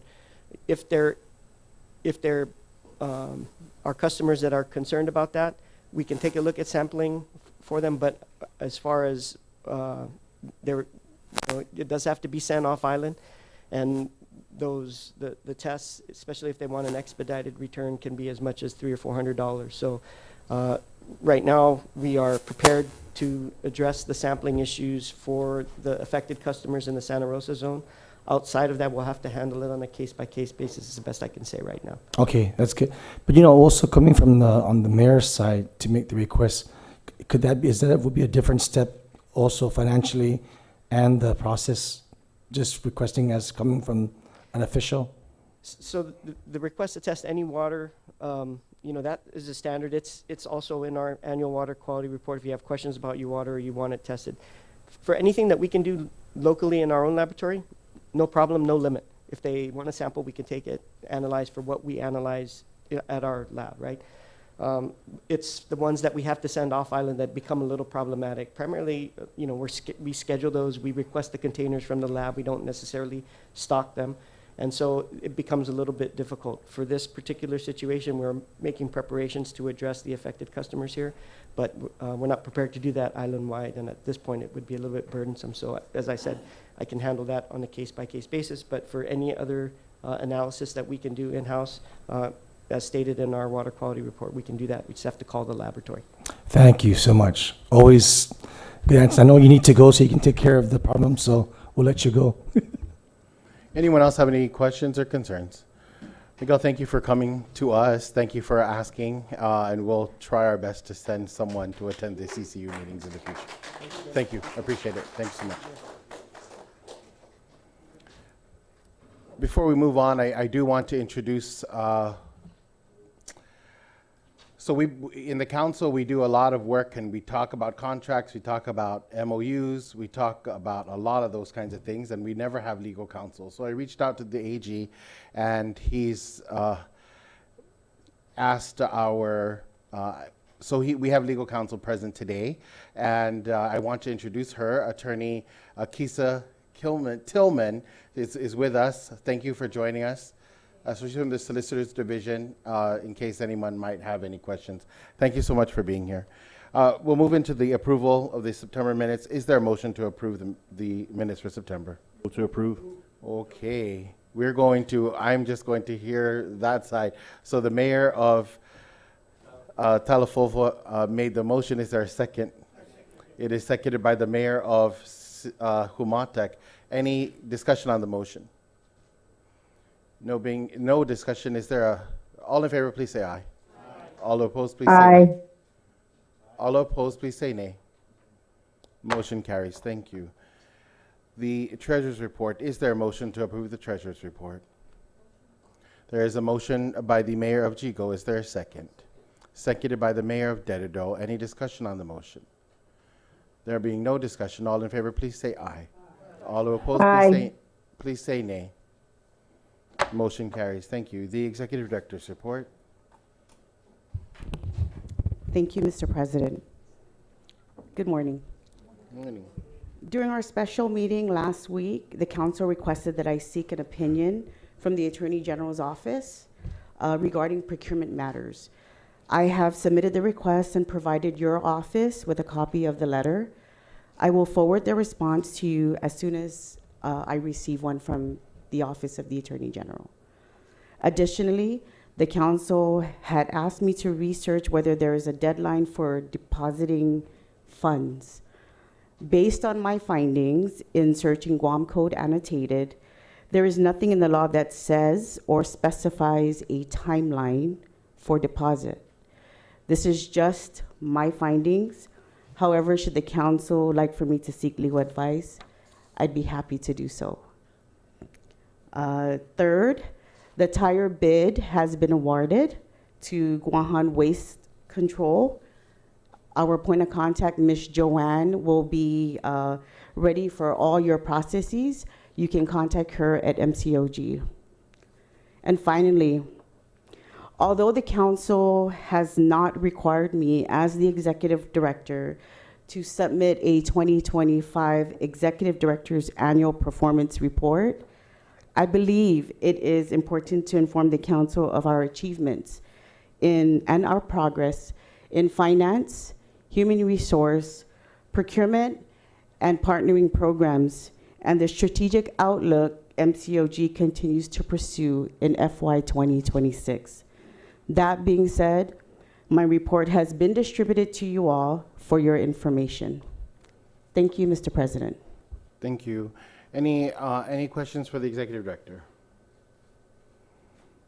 Okay, can you, thank you for the report, number one. Number two, do we have any updates on the AV or IT personnel hiring? Only because we continue to borrow from Sinahanya when we need help. Yes, we're actively recruiting. We saw one participant, but has declined the offer because of the salary. Okay. So I guess, how are we having to I don't really know the process on how we're going to do it, but are we doing this as classified or unclassified? Unclassified. Okay. If the council would like for me to go through a classified recruitment process, that's not a problem. Just note there's a process and it's a timely one. Okay, so I'm just wanting to know, because again, we're just borrowing from Sinahanya every time that we need it. The two purchases, the software and the vehicles, can we get an update on that, please? The software, we have done the market research, so we're still in phase one. We are in the process of purchasing at least the basics. We have not put the bid out yet. As far as vehicles concerned, we've purchased vehicles for villages that were in need with our 2025 funding. Okay, are we expected to, and how many vehicles has that been, please? I would like to say 19. We've delivered 2. We're currently working with the vendor that was awarded. This is a bid that we were writing off IDI with GSA. It's an IDIQ, and the vendor is having a difficult time with the manufacturer as we speak, so we aren't able to deliver at the moment, but we're trying to see what the General Service Agency's ultimate plan is with this vendor. Okay, so that you purchased 2, but you're going to purchase 19, correct? Is that what it is? 19, The 2 is part of the 19.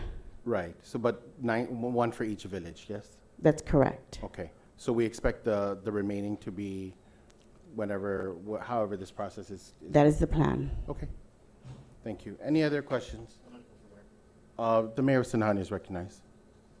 For the 17, that comes out of last year's budget or the remaining vehicles? Where does that money FY come from? 2025. FY 2025, all right, thank you. You're welcome. Any other questions? If none, we'll move on to boards and commissions. The Commission on Decolonization. None to report yet, Mr. President. Thank you. And Kaha, please, when he returns. Guam Invasive Species Council, Mayor Bagania. I've expressed our Oh, concern before I before you begin, I want to commend you for attending, and I have to say that it made news that everyone was present at the meeting, and you were one of them. So thank you for being there. Of course. Invasive species is important to us, okay? I've expressed our concern regarding the establishment of a emergency green waste site management plan to the committee. I was informed that a subcommittee is currently being formed and is in the process of recruiting members to assist in the development and advisory aspects of that plan. Additional information will be shared in the next scheduled meeting. It's supposed to be around October, but the Invasive Species Council meeting is December 29th. So in January, we'll have more on this plan. And that's it. Thank you. Thank you for making that a part of that council's Of course. objectives, because it was never really pushed, and so I There- appreciate that There's you're no there. green waste plan in the Invasive Species Council. Correct. So that's why they're putting this committee together, so that we can have a green waste plan for all of us to follow. Thank or at you, least to Mayor. look at. We appreciate it. Thank you. Anyone have any questions for the Guam Invasive Species Council? Moving on to the GDOE. Buenas Hafide. I know that GDOE right now is in the processes of identifying a new superintendent, but they just had an ad hoc meeting previously, which I wasn't in attendance with. However, speaking with Dr. Adamas in regards to the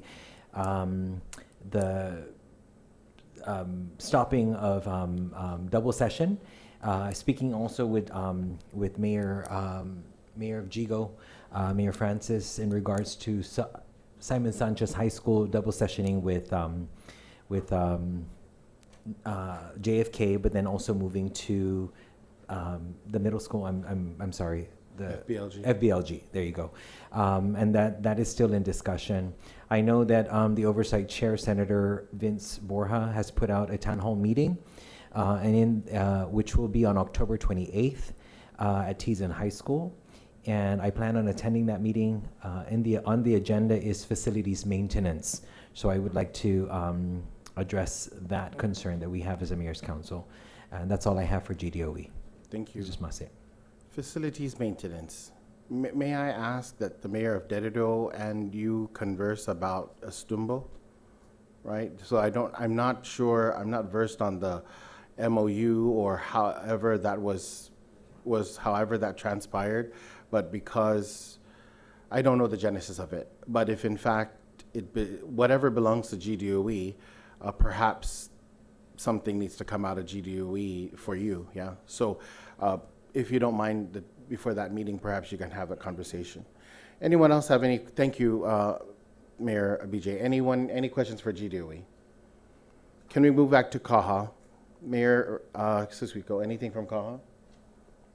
I would like to thank all those mayors who have purchased or will be purchasing tickets for this weekend's CAHA event for the Magahaga Awards. Again, CAHA was a very big sponsor for your village festivals as well as the Liberation Day festivities. So this is our part to at least show that we're appreciative of their efforts to support the Mayor's Council of Guam. And so I'll be picking up the tickets today and then visiting your offices or making coordination to deliver the tickets as well as pick up any payments that are due from CAHA. And that's all we have for CAHA. Thank you. Any questions for CAHA? If none, we'll move on to the Sinhanya, GVB, please. Thank you. We're still waiting for this fiscal year's money to be uploaded, and then they'll be issuing out the grant requests that some of you have already put in for your October event. So we're just waiting for the money. Once it gets uploaded, Craig will give you a call. Okay? Because I know he requested. Also you? Yeah. Okay. I didn't know that you had requested. I didn't see the total file yet. I saw Homatex on it, so yeah. When's your fiesta? This weekend? When's yours? Why is Next week? Okay, yeah. Why before you? Humata. Now, see, you lost now. Humata. Any questions for GVB? Yeah. Thank you, Mayor. Thank you. Moving on to the Mayor of Chalampago ordered for UOG Board of Regents Nominating Council, Mayor Wayne. We have a meeting tomorrow, so there's nothing to report right now. Thank you so much. The Mayor of Asan, anything on Veterans Affairs, sir? Yes, we had a meeting last week for the Veterans Commission, and we're still working on to have this. The event's going to be on for the Veterans Day. It's going to be 11th of November, which falls on a Tuesday. So up to now, I'm part of the committee actually. So we're discussing for this matter for the event down in Ipaw Beach. It's gonna happen on next month. So next meeting is next week. That's all. Thank you so much. Any questions for Mayor Frankie? None. You know, we never asked. I don't have a question, but man, I'm going to use this opportunity to kind of share something that I think is very critical, right? Whether it's kind of in alignment with GVB and in alignment with veterans. I know I sat here before and I've asked a lot of you mayors to please reach out to, your veterans, reach out to who they are. And if I please just give me 3 minutes to explain. There are roughly about 25,000 veterans here in Guam, but only about 6,000 to 8,000 of those veterans have even filed for any compensation. We are fully aware about the BPT reduction, which is going to affect our general fund by about $40 million. And you know what, that's fine with me. But here's the thing, GVB is out there asking for $10 million to create airline incentives. And while we know tourism works, my question is why would we want to surrender money to try to bring people from outside of this island, whether it be Japan, Korea, Philippines, Taiwan, whatever?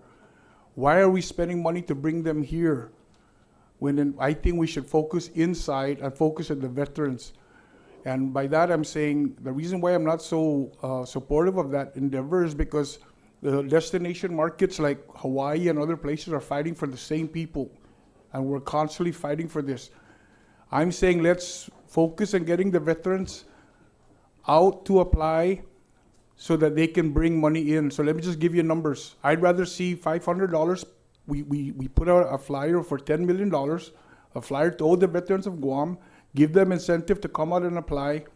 You give them $100 gift certificate for fuel, pay less, Home Depot, and anywhere else here in Guam up to $500. That should stimulate them to get out of the woodwork and come and apply for compensation. So just imagine this, out of 25,000, if only 15,000 of them applied and got 100% at a very conservative number of $4,000 a month, 15,000 veterans at $4,000 a month brings in $60 million a month.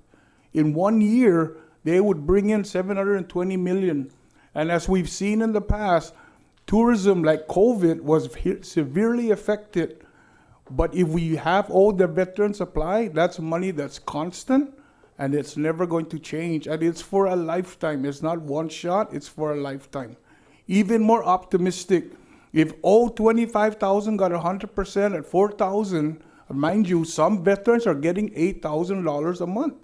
But if everybody just gets 4,000 minimum, that's in excess of $1.2 billion annually.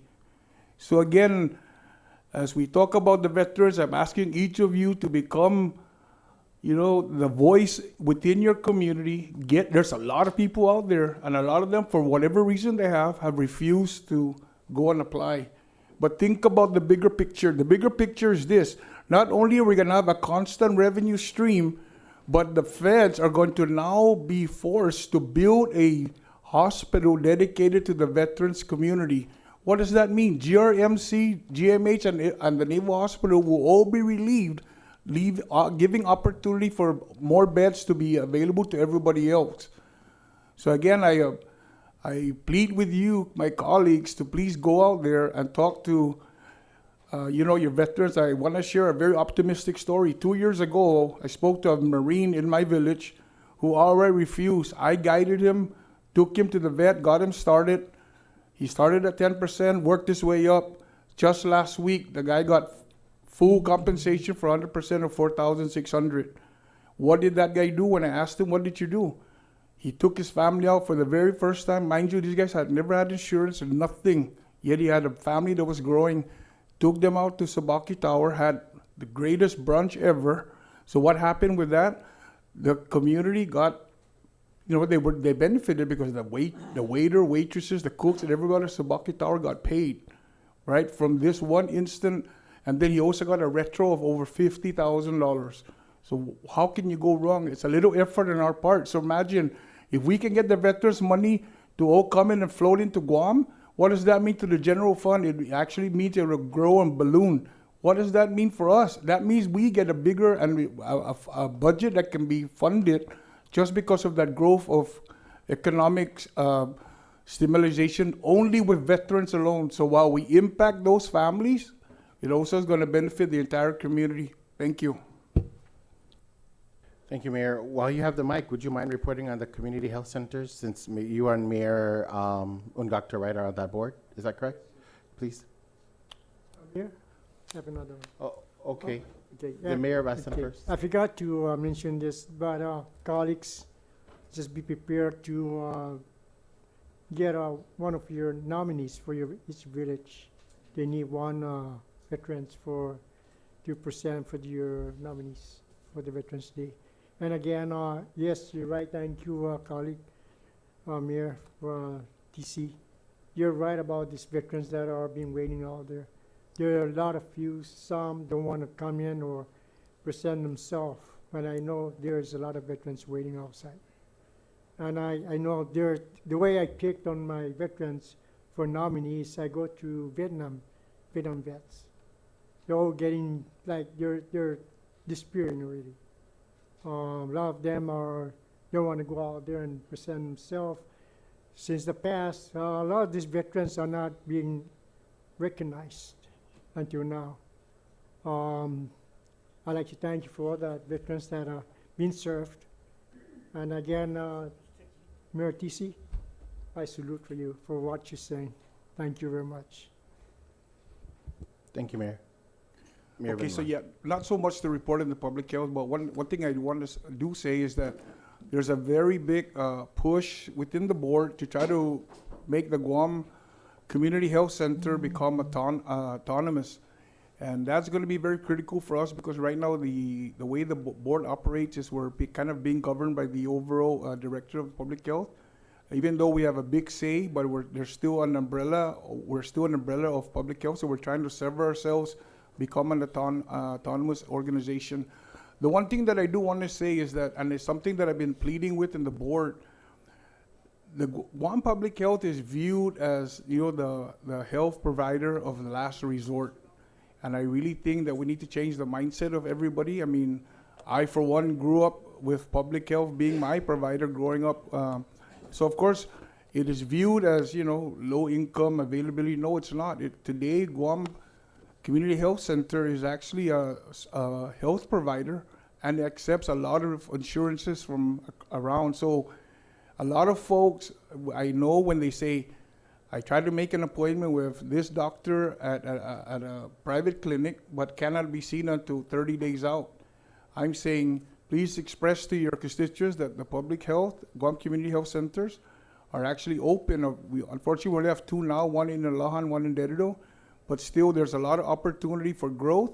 We're still willing to accept a lot of patients, and there's a sliding scale for those that are falling in the range of low-income families. So again, that's pretty much what I want to report. Just know that we are in our quest to become autonomous because I believe we can operate better.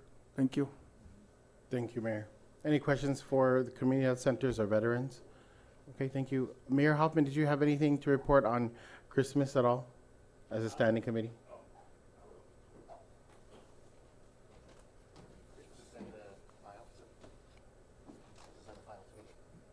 Oh.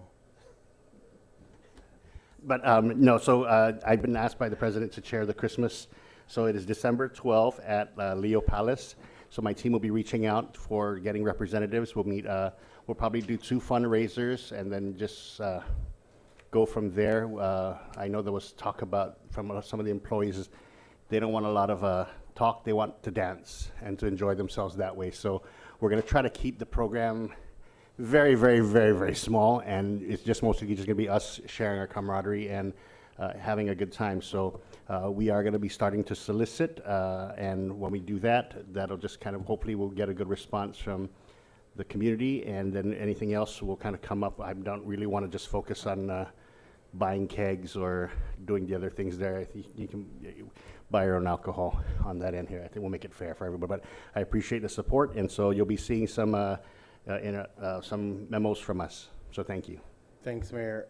You know what, I have user fee as a report, but I remember that we, I don't know, oh joy, she's not here. Okay, I didn't see Raka. So we passed the, at this council, we agreed on a user fee schedule.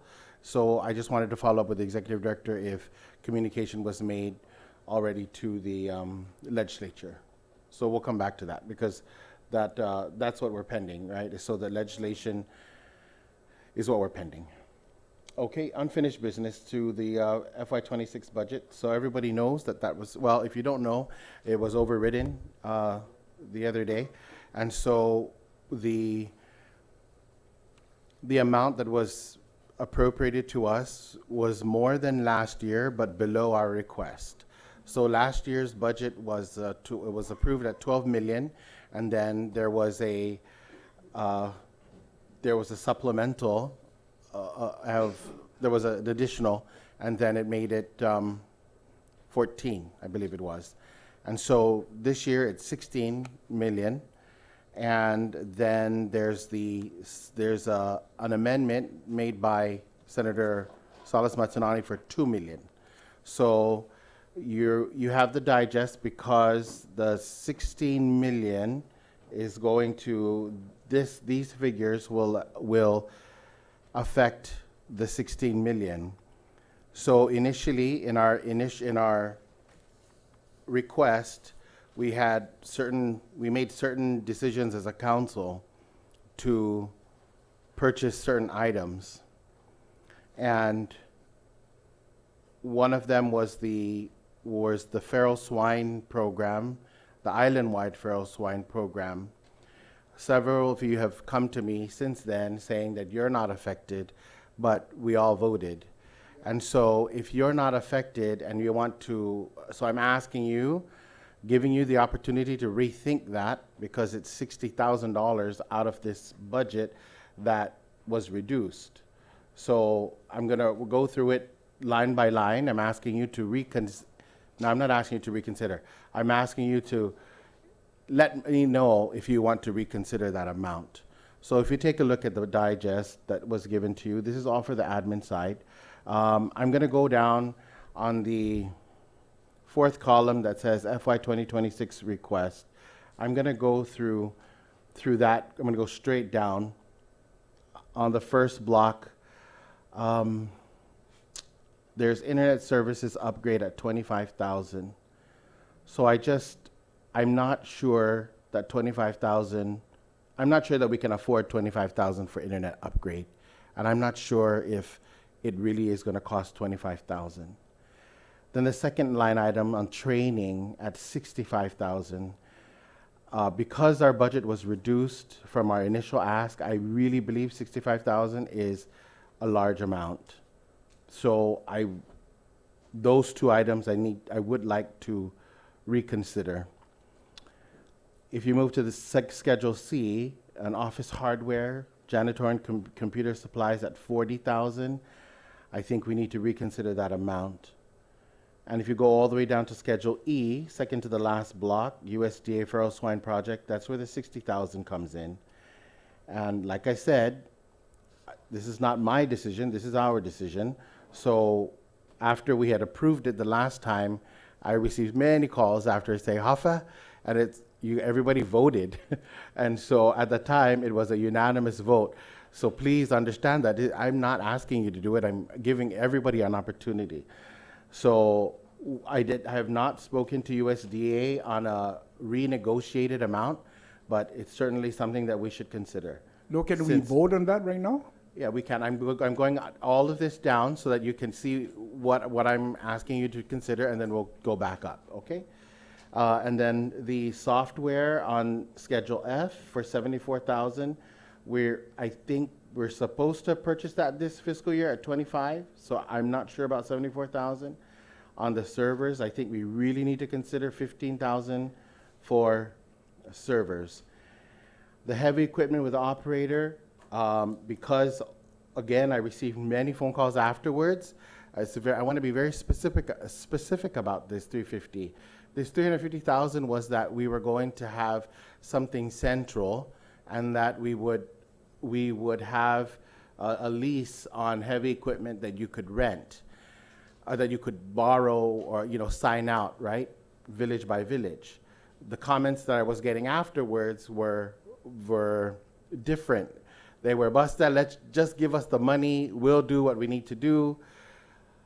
Okay, but we spoke about that, right? We spoke about that at length, and I'm bringing it back to you now because we received less than what we requested for. So let's go back to the drawing board, because we can do it. We have that flexibility to say, so what is it that you want to do now? Do you want to go back to this 350, or are we divvying it out to the villages? So that's this sheet. Now I'll take any questions first before we move on. The mayor of Inalahan is recognized. So the ones you... Well, hold on. Well, good. Okay, the mayor's none. The ones you pointed out, I just want to get the clarification. The ones you pointed out are the ones we're going to discuss, so we're going to go line by line. Are we able to find out what... We can go line by line, Mayor. I'm just pointing out what I think is something that we want to reconsider. The rest, I think, is, for me, I'm thinking it's almost necessary. It was slotted for a reason. What would be the an acceptable level and amount? Would it zeroing it out, or is it something like for Well, example, we'll office have to hardware, defer to the- janitorial? Who would be able to answer for that? The executive director. We'll defer to the. Did you want to ask a specific question? So I think let's go line by line, and then we can see if we have questions there. That's I want to know, because then what is the total savings, and then is that what's divvied up, or is that? We're going to go line by line. If Okay. everyone is okay with it, we're going to go line by line, and we're going to vote each line. Any objections? Okay, so starting on Schedule B, at the very top, it says ads and publications for meetings. It's 13,000. Any questions? No questions. Next line, website maintenance at 11,623. Any questions? Next, copy and printing at 3,000. Any questions? Is this aside from the one that the lease of the copier machine? What's this for? Joy, would you mind answering that? That's the lease. And then the bottom says lease copier machine 9,000. So the lease is 12,450.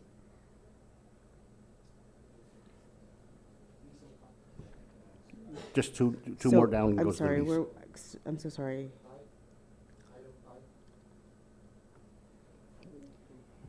So Oh, the shit, 3,000 and the 9,450.20 are the same? Sorry. So we have the lease was, so the Xerox, the lease copier machine was actually priced more, I think but because we put a bid out, we were able to get it at a lesser amount. So is it the 3,000 or the 94,50.20? Can I go ahead and have the accountant respond to that? Yes, please. Thank you. I'm sorry, Royal, can you come forward, because everyone's going to... Here, you take this microphone, and then you can just... Okay. Hello. So the 3,000 is any other services that needs bulk color print that we needed for the council or for these meetings? Okay. Thank you. Any questions on copy printing services at 3,000? Okay, next line, vehicle maintenance at 5,000. Mr. President, I do want to Yes. ask, is it possible that if we're getting to maybe the end of third quarter, then that money can go back and then we can just divvy it up for operations? Like if it doesn't look like it's going to be spent, I don't want to lockbox anything, and then that's light bulbs for us and all the other So things. can we go, okay, I mean, I get your point, and perhaps what we could do with that is, at the end of the ratification of this, or the approval of this, these amounts, we can talk about reporting. Is that okay with you? I'm fine. Remind me. Vehicle maintenance at 5,000. Any questions? This is MCOG's vehicle. Correct. Okay. The next line, lease of copier machine 9450 and 20. Any questions? Okay, annual postal box at 236. Any questions? Procurement training at 3120. Any questions? There's 15 employees. 15 employees. It says for 15 people. Royale, do you want to respond to that? So this is 208 is for each module, and there's 4 modules. So it's if every employee gets all the modules. Okay, so maybe it should be like 4 times whatever then, instead of just 15. Okay.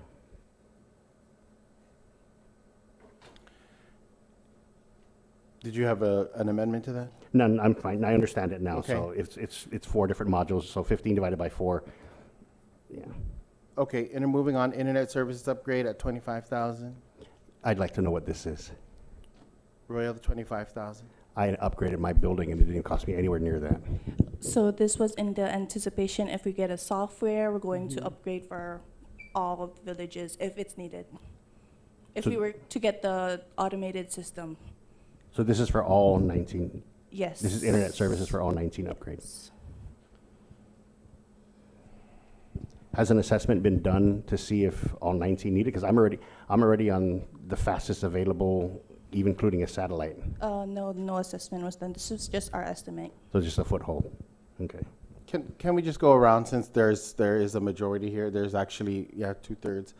Anyone having issues with internet at the moment? Because? I don't know. It's every morning. It's always dropping. Do you know what your speed is? No, man. Okay. Anyone else? Okay, I just feel like 25,000 is an exorbitant amount for an upgrade, especially because there are some of us also on barter services. I'm not sure how many are on barter services. Mayor Vomatek is recognized. So in my office, we're having problems with our internet and our phones. Sometimes we don't know, we keep our phones on our communication with Humata Communicating, and that's how we communicate, because our phones are down. We're still having problems with our phone. And have you contacted the service provider? We did. We contacted them all the time. Every time our phone is down, we're still having problems.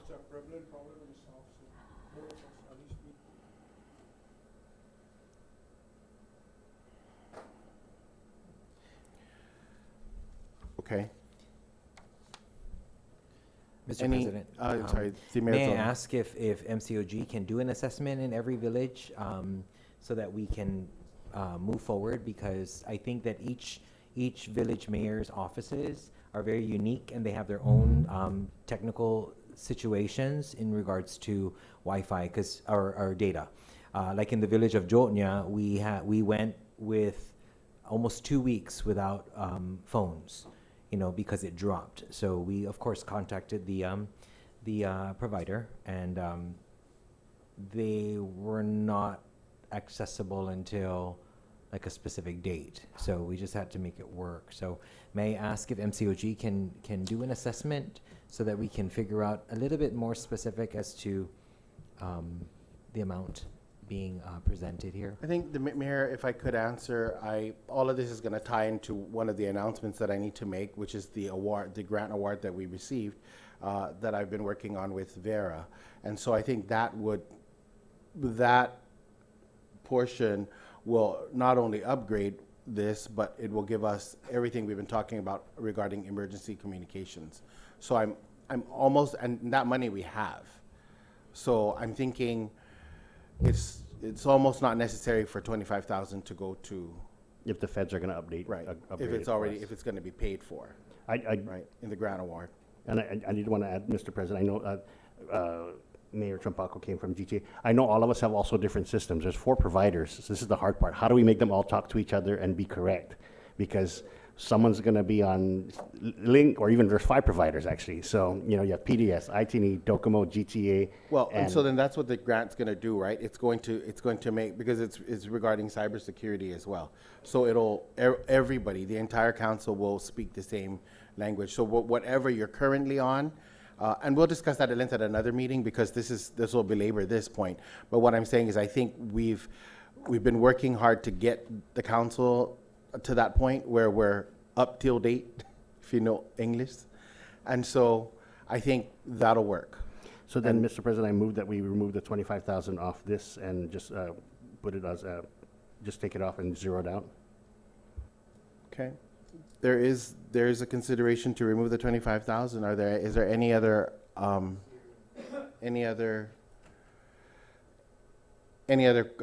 comments? I'd just like to point out to the council that once we do that, please keep in mind that we're going full speed ahead on the automated system. That in itself will delay that bid. Okay, so I think the question then is the software, where are we at? I thought we're still at market research. We currently have been doing market research. So with market research, we allow several vendors to submit what their capability and what they can provide to the council. So that is an ongoing process right now. Okay, understood. Mayor Hoppin, is there a motion? No, so the motion I made was to zero. So I understand kind of where we're at here. We'll just I know, make that part of the discussion if you don't mind. Is that a motion though, to remove the 25? Yes, that was a motion. There is a motion to remove the 25. Is there a second? Seconded by the Mayor Fogatnia. Your discussion, Mayor Hoffman. I think because I know that most of the time, it's now the software will all be cloud-based computing. I know that all the providers do that. We are able to service that. In terms of speed, length, download, that's going to be something up for discussion on. Say, my worry is we're going to have right now there's 2 sorts of funding for this, the cybersecurity one, and then what we're trying to lockbox on our end here.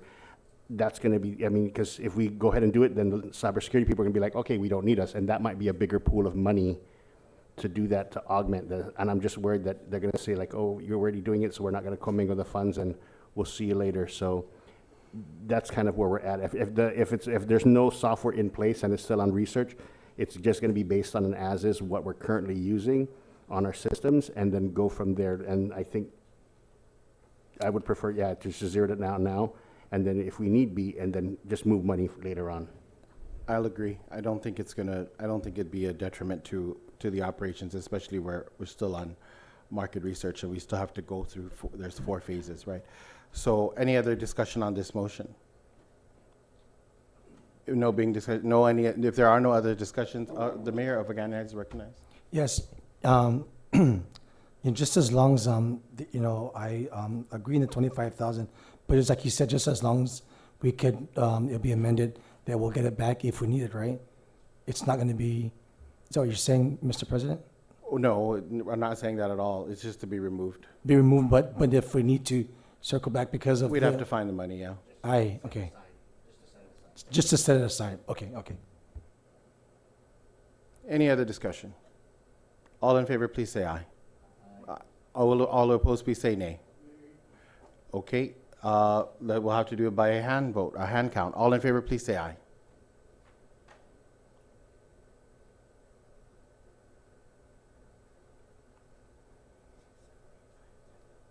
Thank you. All in favor, please raise your hand. All who oppose, raise your hand.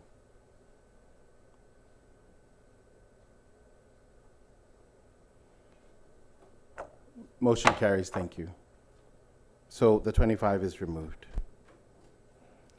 Moving on to training and district-wide training, 65,000. Royale, could you explain that? I think this was discussed during one of our meetings.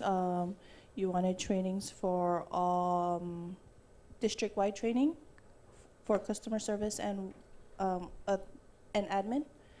And so this rate was based on Guam Community College, the 325, and then 200 is for all employees. Okay. Have we made any, what are our plans for that? I mean, is there concrete plans for it? Because we've talked about it, so where are we at with that? I think it's very much needed. I mean, if we're going to go forward with automating anything, as we all know, again, automation requires training, and the level of our, I would say, the staffing that we currently have that have not been exposed to technology today or current template or forms is very critical to the transition. So however the council wants to move, that's the direction we're going to go. We discussed this during our finance meeting. This is why these amounts or these items were put on the budget, so it could work simultaneously. However, we would yield to the council, and however the council would like to move, we would do so.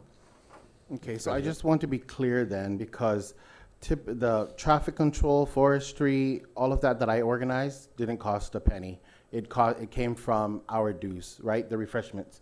So all the trainings that we had that I had organized, including everything from agriculture to GPD, all the ones that we've had, and we had refreshments, we paid for it out of our pocket. We didn't pay out of appropriated funds. So she's talking about continuing education, right? This is more like through GCC. The Mayor of Senani is recognized. That means 200, we're going to even train the CMWs to do computer science stuff? How many are actual clerks actually touching the computer that are going to be used the base? So we were looking at our council, our staff in the council, and AAs, as well as, I believe, MPCs. MPCs? I Oh, mean, MCs. I'm sorry, your clerks. Okay. But that's not 200, right? That would be like 50. No, we also included so we have partners we have partnership with other programs. We included them as well. So I don't want to include other programs because other programs need to fund their own, right? So other programs, SEO, DISID, I was very clear about this because that's why I never wanted it, because that was always delayed us, that we were always worried about other programs, but we're not focused on our 19. So this money should not be commingled with SEO and DISID. So if it's 19, please someone take a calculator. 19 times 2, Mayor Hoffman, plus 8 from MCOG would estimate at least 50. Am I correct? So 50 times 325 is? No, but the way I look at it is you take 50 people and they're now going to be engaged in 4 different trainings throughout the year. So for example, if I have to send one of my CMW staff, they'll be going to safety training, heavy equipment training, maybe even Excel training. So if you take 50 people times 4 trainings, I think that comes out to 200, right? So it doesn't, to me, the 200 is only a unit of measurement. Doesn't necessarily mean there's 200 people going to be involved. So, and I'm going to say this right now, I'm a very big stickler for training, and it's a very small investment in our people. So with that said, I'm hoping that this body understands that by you saying no to training is almost like saying you don't care for your staff. So please understand, this is a very big thing for me in terms of training, and I'm hoping that all of you guys support this. As a matter of fact, I think 65,000 or 225 is too little. If you think about the number of people that we serve on the island, take 170,000 divided by 65,000. That tells you how much money we're investing in our people in general. So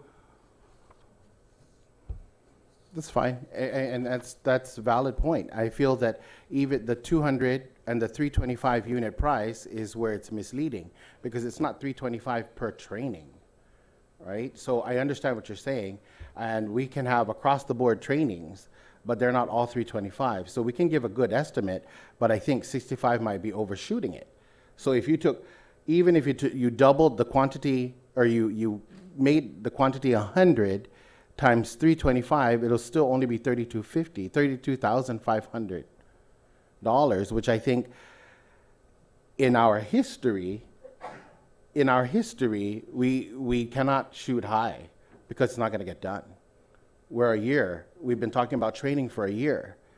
So I get what you're saying, but I feel like when we talk about budgets, we have to talk within the fiscal year.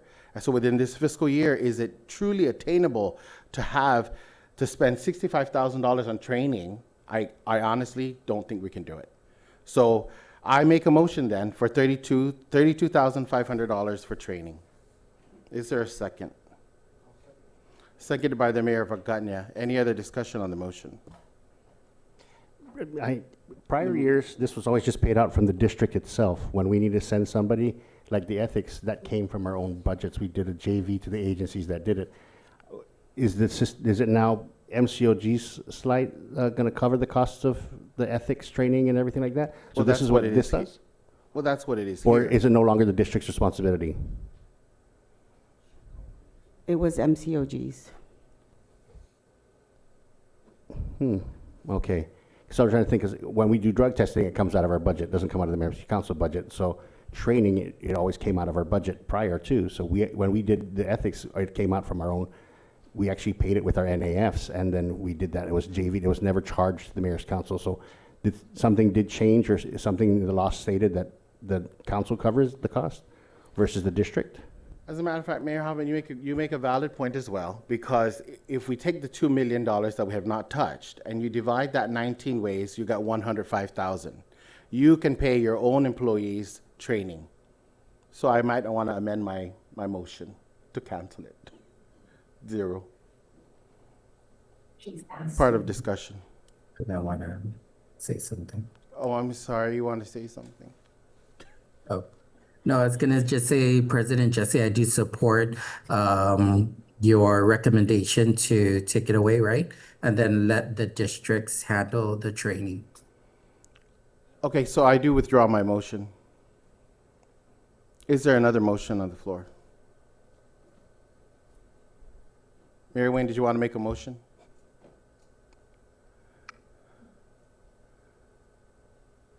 Sorry, I will go ahead. Go ahead. Did you want to make the motion to remove that 65,000?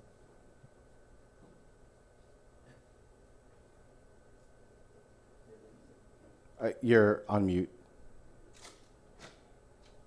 Sorry, so moved to remove the 65,000 for training. Thank you. Is there a second? Seconded by the Mayor of Hagana. Any other discussion? So the coordination on the discussion, so if we zero it out, the coordination still comes from Mayor's Council, but then it would be the responsibility of the district to say, so if they say 3 months from now, GCC is offering this class, this is what's going to happen, and then we say, okay, one clerk, you go here, and then the next time it's offered another clerk, because I know we can't just down That's correct. a bunch of staff. That's correct. Okay. Any other discussion on the motion?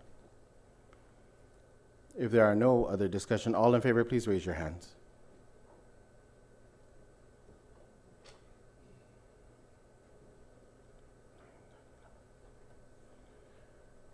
All opposed, please raise your hands.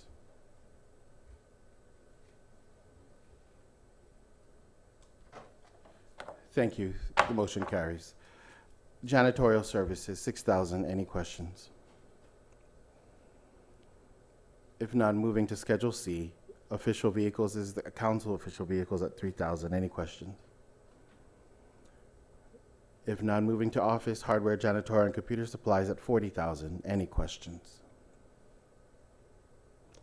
What's this one? Royale. It's the council's. So the 40,000 would be for? Central's purchase. office, the central office. MCOG. Okay.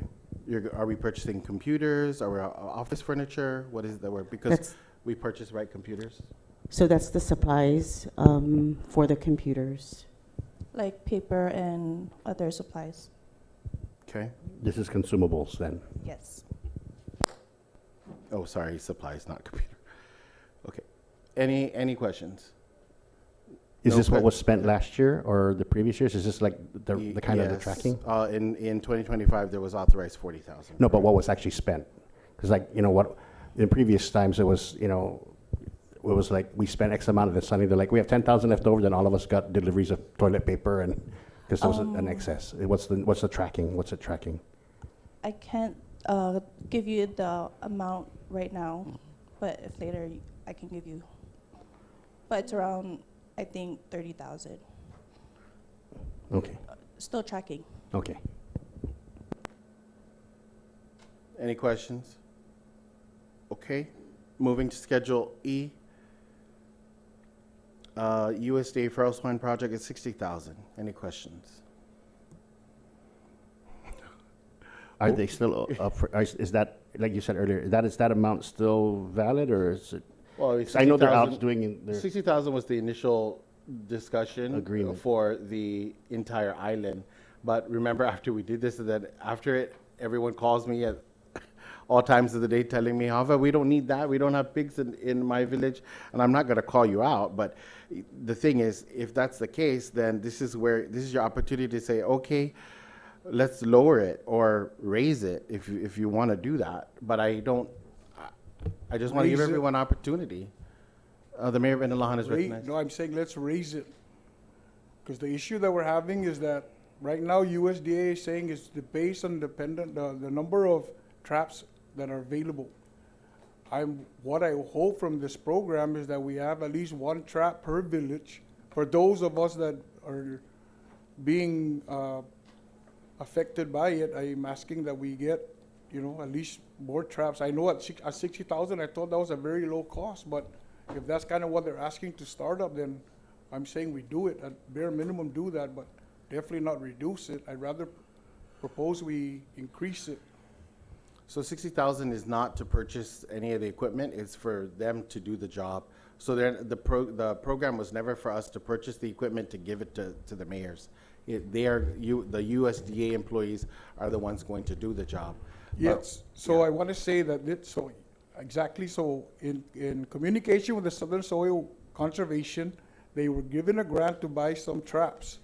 In order to operate the traps, they're saying, I need to staff it. I'm saying, no, we already kind of agreed with USDA that they're going to come out and train our staff, man it, teach us how to operate it, and if we can't do it, they've already offered they'll do it. And so, yes, it is very problematic in Inalahan, and I'm asking for any kind of help, and this to me is a very small gesture of help that's going to solve a very perennial problem in my village. The mayor of Agana has what? Thank you, Mayor Tony. And if it comes to swine, the feral swine pig situation, I can tell you I have a great experience when I first came into office. I fully support USDA, even if we have to give them more funds. And Mayor Tony and everyone, let USDA handle the catching. These guys are the professionals. I experienced working with them, especially, of course, the individual, Mr. Joe Rebone, who handles the central and the northern part. I believe there's a southern individual also in USDA. And really, they're incredible. They have their system down, and it's so. So, Mayor, just to move it along, we're not debating that. We realize that we need USDA. I'm giving the council an opportunity to revisit the amount. Do you want to keep more. Do you want to keep it at 60,000 that will do all of the island, or do you want to reduce it? Those of you who do not feel that it's necessary in your village, I'm gonna just ask that for the last time. Any questions? Okay, so we're moving on. Thank you. So Schedule F, Village Data Management and MCOG software at 74,723. Any questions? What's this one? So Royale, we're working on that now in fiscal 25. So do we absolutely need this amount for 26? And what does it entail? It's just a supplemental of what we couldn't have, supplemental of what the 2025 funding couldn't cover. But we don't know what it's going to cover because we're not there yet. Okay. The mayor of Jigo is recognized. So this system is the one that's going to tie in the village offices to the council? That's correct. Any other, any questions? Any changes to this amount? We're keeping 74,723 for software. Okay. This is cloud-based software. This is not including. This is not the hardware. This is not the actual computer base. This is just paying for a software company to design a CMSA system. Yes, that's correct. It's mainly cloud-based, and then I believe it might cover hardware later down on the line. And this is for, the quantity is one, so it's just one, or is this 19 systems, or one cloud-based system, but We're spread out? thinking of one. Yeah, because I originally did this 6 years ago with it's called the CMSA, the Community Management Software, and we were able to kind of punch in a couple of numbers on it. The biggest expense was the hardware, not the software side of it, and even with that, the software design was using some of already available base software that Google already uses that is protected, cyber secure. So this seems pretty high for me if it's just a Google base and someone's going to slap their name on it. Because, like I said, I did the research for this for 6 years on this because it was going to be funded by DOI, and then after that we kind of end up getting some laptops because IT. Are we in consultation with the OTEC on this? That's Brotech.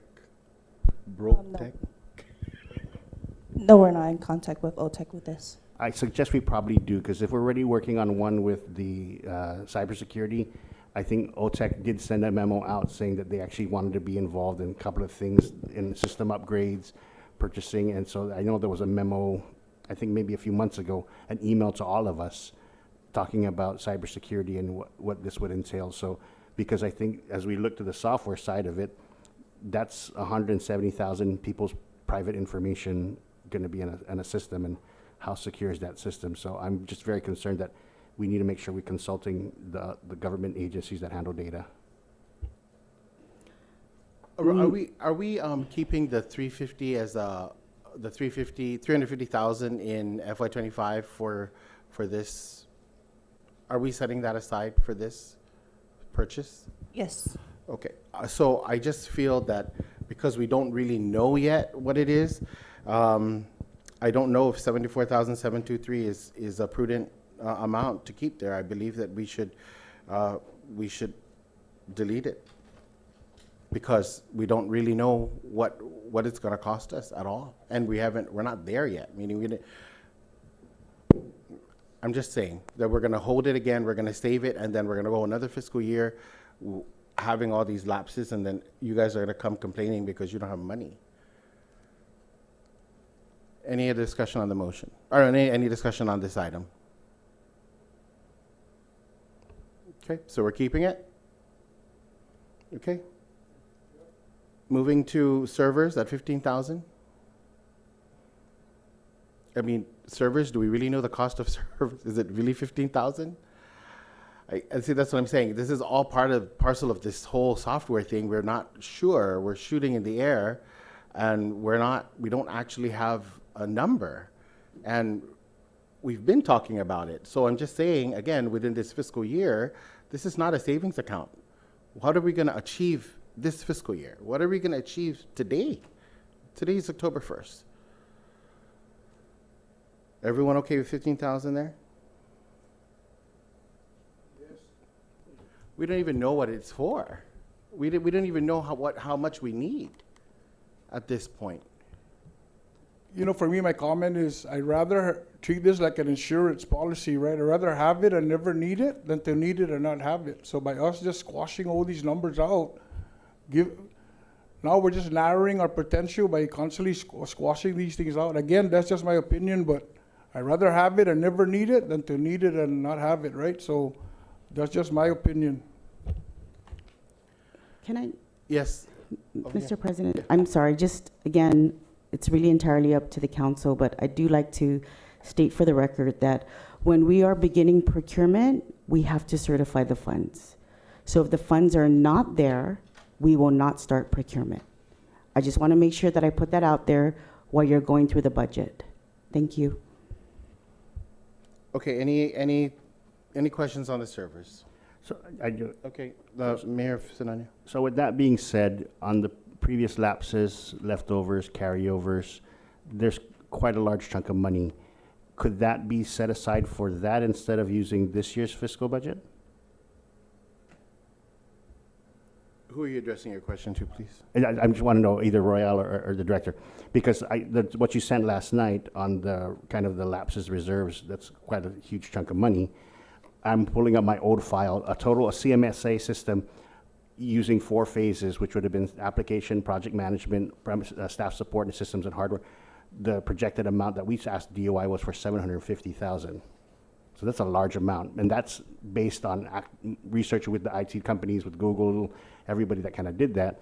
So, considering that, will the lapses cover that, or are we just thinking just right now? Because like with Mayor Tony says, he wants it as insurance, but isn't the lapses our insurance then, or is that are we? I'm okay to say yes to this if we're going to get the back end of that huge reserve that's sitting right now. So the file that I sent last night, it was not the final number because we still have, I think, 2 more pay periods that weren't added to the final count from DOA. So, yeah, so those numbers doesn't include what DOA hasn't posted yet. And the lapses, I believe, still, we're still reconciling the prior year obligations, which, again, I brought up several times to the council, many times. We have a bill of $500,000 on one vendor. We have another one that came in at $70,000. These are just prior year obligations. So again, I just want to make sure that I'm reminding the council as we go through the budget. Thank you. Thank you. Okay, any questions of the servers? Okay, heavy equipment with operator at $350,000. Any discussion? The Mayor of Senania is recognized. This is where I'm kind of, I think every year we kind of see this, and I'm worried that we did the training for us, only my staff ended up completing it, and everybody else kind of, I think Mayor Louise was a part of it for the first few sessions of that. This is very, very critical in order to operate that. You need a license to operate heavy equipment. And it's not a tow truck license, it's not a forklift license, it's an actual heavy equipment operator license. And absence of that, I think I would like to see this just divvied out to the different mayors on it, and do what you need to do right now. The need is right now for that. Procuring heavy equipment, if one person breaks it, that's cost a lot to do. I purchased my own. It's coming in. That's kind of where, they're trained to do that. They're trained to operate what I purchased. And they hold those certifications from that. It didn't cost anything to send them to the class because it was offered for free from Trades Academy to the mayors. I think that's something we can approach them again, saying we have a new set of mayors. Some of the staff want to go. It's a great opportunity. I'm just blessed that even though they have those certifications, they still want to earn $15 an hour when they can easily make 22 working at Cortec or somewhere else. So they love the community that much, and they're grateful. So I would rather see this put in a separate, taken out, zeroed out, and then divvied out in whatever totals we do have, either renting, purchasing, or actually used for vehicle maintenance, because that's my worry right now is all our vehicles that we have, there's really no maintenance on it, which is why our fleets are suffering pretty heavily. So I would rather see that spent, because we use the trucks every day, we don't use the backhoe every day. So that's just my take on it. So I make the motion to zero. There's a motion. Is there a second? The Mayor of Hagani is second the motion. Any discussion on this motion? The Mayor of Zone is recognized. Mayor Hoffman, I disagree. I actually believe that we shouldn't zero it out. I think we should leave some for heavy equipment. I know, like, there are other villages that need assistance more than when other villages. And I'm in agreement with purchasing heavy equipment for the use of districts to kind of rent it out, and like was mentioned earlier by the president. And with that comes the, I guess, the person that takes care of it. So that's. The initial plan was that it was going to be leased by the Mayor's Council of Guam and controlled by the executive director, and it would be assigned based on need. Right. Through the executive director's office. Is there okay? Okay. Because 350, you can probably only get we're not purchasing a vehicle. We're Right. leasing. We would be leasing the heavy equipment. Mhm. Yeah. So Is it there- would come with everything, but it'll be a lease agreement from the council. Is there a way that we can do it by districts, like Northern District, Central, have like equipment set for that? So all the Northern District villages can utilize that, and Southern, you know what I Oh, mean? that's I'm, potential. I'm talking about that. Okay, well, yeah, okay. I mean, that's, I mean, potentially it's possible. Anything is possible, quite honestly. But it would just be, I wouldn't suggest a purchase because we won't have a location to stage them. And then, of course, if we have to stage them, that means we don't need it. But I'm sure somebody will need it every day. The problem is we'd have to have certified, operators. That's number one. Number two is the repair and service is difficult because many of them prefer cash, those of us who have used heavy equipment in the past. So that was the lease agreement option. I don't really know how much the lease agreement would cost for three pieces of heavy equipment or what. Well, I'm sure the lease agreement would be versatile, right? So in this agreement, you could lease a backhoe, an excavator, a dump truck, those types of things. Right. But again, all of that is controlled by admin, and for the can also be for the three districts. Previous what- times, the previous legislatures, when they appropriated money, they gave money to the mayor's council, but what happened is DPW ended up getting it. They bought the equipment and they just said, mayors, if you need us, call us. And that's where that came into that. So that dump trucks, the backhoes that they have, that was purchased from money that was, I think it was like $2 million. $2 million. That was appropriated that way. That was how it was set up then. You're free in your own budgets to rent your own equipment. You can do your own purchase order, your request, or whichever else like that. I don't feel that I should cover your cost. So thinking it's $350, I divvy it up. Then you have money to rent on your own, and I have money to rent on my own. But like you say, some need it, some don't. Right. I already bought my own. I didn't ask the council to buy it. I bought it. So I don't want to get penalized saying, "Oh, Mayor, you get zero because you already own it." That is from a different grant. So there's a big difference in that. So in your own district budgets, you can still do it on your own. That's what this is money held here. So this is what we're saying is that do we need it here or you want to put it out at your district wide and then you decide when you rent it what you need your as needed basis to go versus it being a community property. Okay, understood. Thank you. Any other discussion on the motion? Okay, so the motion is to remove $350,000 from the line item. If there's no other discussion, all in favor, please raise your hands. Okay. 350 is going to be removed here, so are we agreeing also that it's going to be divvied up to all the different districts? We're not there yet, but it would potentially be that.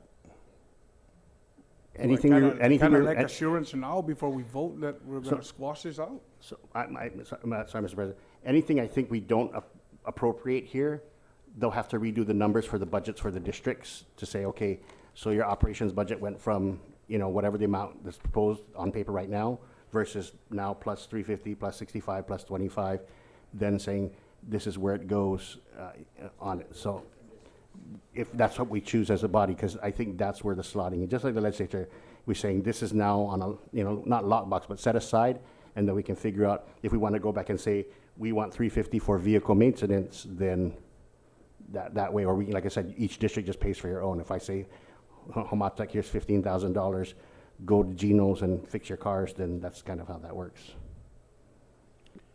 Well, to answer your question, Mayor, if that's removed, the total removed from what you see here is $440,000. And then the council would decide what to do with that $440,000. And it's anticipated that there will be a motion to divide it 19 by 19. That's the anticipation. Any other discussion on the motion? Okay, if there are no other discussion, raise your hand if you are in favor, please. Oh yeah, to remove the 350 from here. Oh no, we're just removing the 350 from the line item. Okay, please raise your hand if you are in favor of the motion.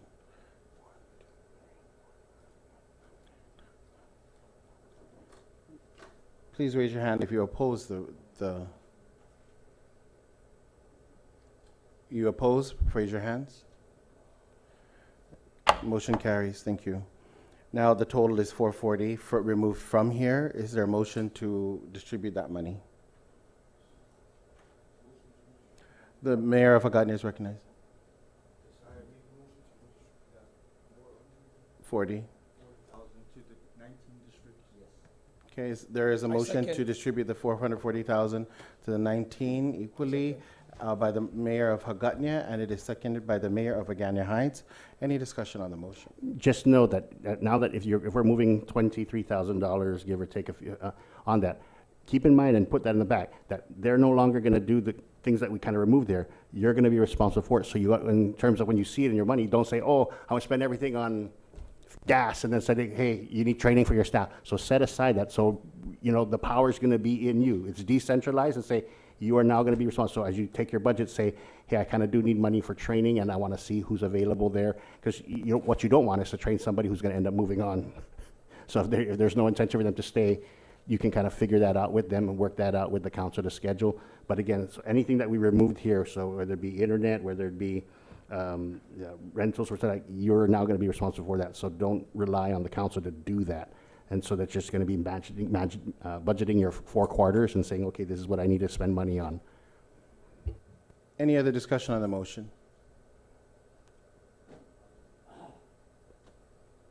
Oh, wait, sorry, there is no discussion. The motion passed. Sorry, it was 15. Thank you. Okay, and then the last thing on the budget is the additional $2 million for operations. Are there any? Is there a motion to utilize that money? $2 million for operations. Is there a motion to divide it equally among 19 villages? I motion. There is a motion by the mayor, vice mayor of Barragata. Is there a second? Second. Seconded by the mayor of Inalahan. Any discussion on the motion? So initially, I was contemplating talking about removing some money for the Chamorro language program. And I was also considering proposing that we move money for the student exchange program. But because we distribute this among everybody, that because we committed to an organization to promote Chamorro, perpetuate and promote Chamorro language programs in the villages, hoping that you would consider ensuring that these programs are, they are executed in the villages, as well as supporting the student exchange program that the entire Association of Mariana Islands Mayors has promised to continue. All in favor? Any other discussion on the motion? All in favor, please say aye. All opposed, please say nay. Motion carries. Thank you.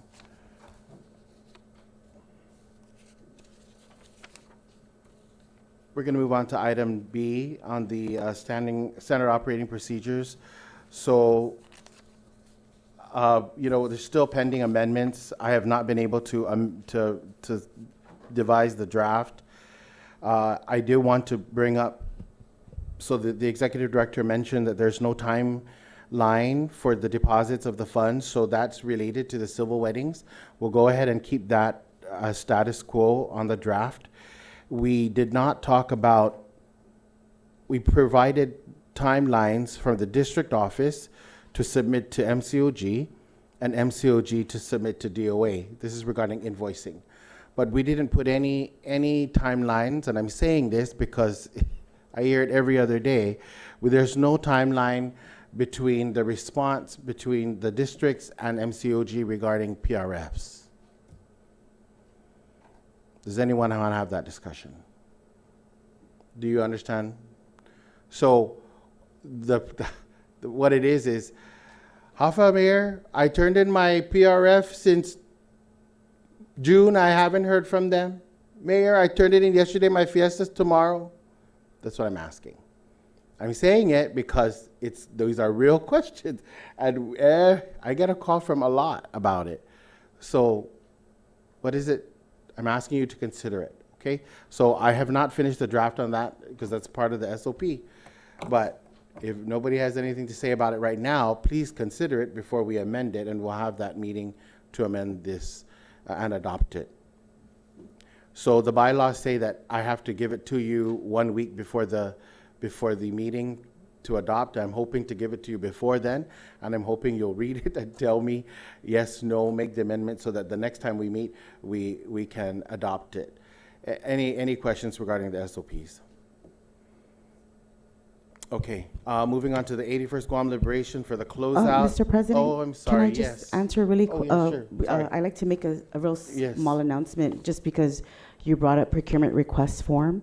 I'd like to inform the council that we do not have our delegation as of today. Anything over 15,000 will go through GSA. Thank you. Okay. Delegation for which? Procurement? Procurement? So our mandate allows us to procure 15,000 and below. Anything above 15,000 goes to the General Service Agency. Okay, and then the one from this morning, Royal, the construction one, we don't have that one either then? No. Okay. I'm only bringing that up because we're talking about timeline. So if we don't get the delegation, then we'll have to deal with GSA. Sorry, just processing. So when we had the previous delegation, you made the request, correct? That is correct. We And sent so the request in. Did it have an expiration, or was there? Yes, a- the delegation is only good for the fiscal year. Fiscal year, okay. Correct. So that delegation request has gone in and to the General Service Agency. And I do know that the chief had received it, and she's reviewing the consideration, and she's taking it under advisement. Okay, thank you. Anyone have any questions? Is this something we can change the law for to make it easier? Because I think this is, it's crazy. I mean, we're asking for bigger procurement authority, but even with the delegation, I think Mayor's Council should have the construction delegation. I think that Mayor's Council should have the procurement delegation, because that's, it's when you clarify it that way, I really don't feel like we should have to ask permission for certain things, because then we're at the mercy of their paperwork level, and they'll get to it when they get to it. So is this something that you think we can actually advocate to change in the law?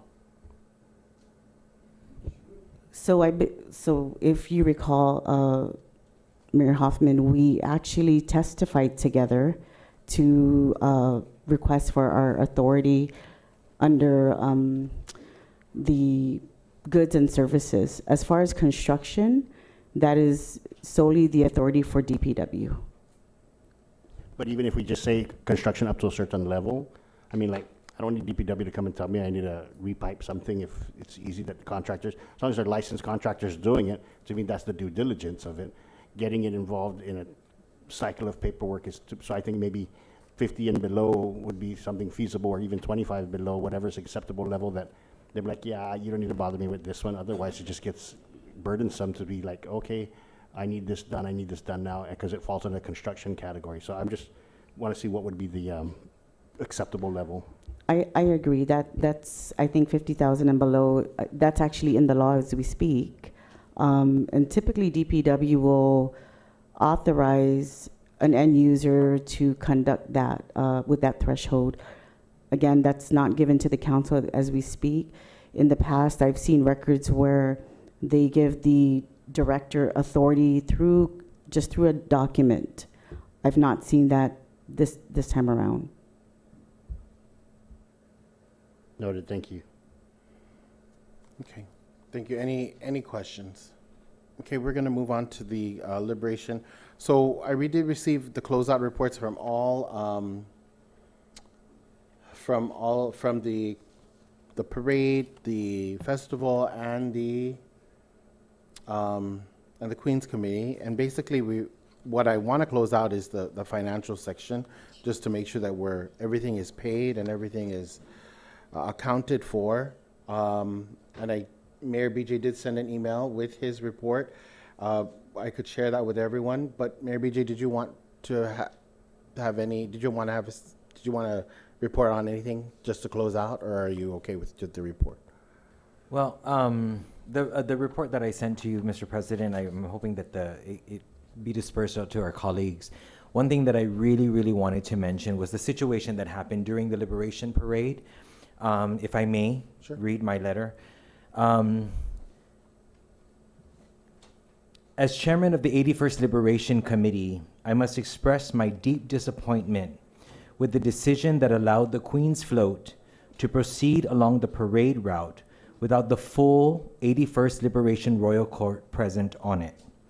Each candidate worked tirelessly to reach this point, dedicating themselves to their villages and to the island, with the hope of experiencing the honor and pride of representation on parade day like all Royal Court representatives should.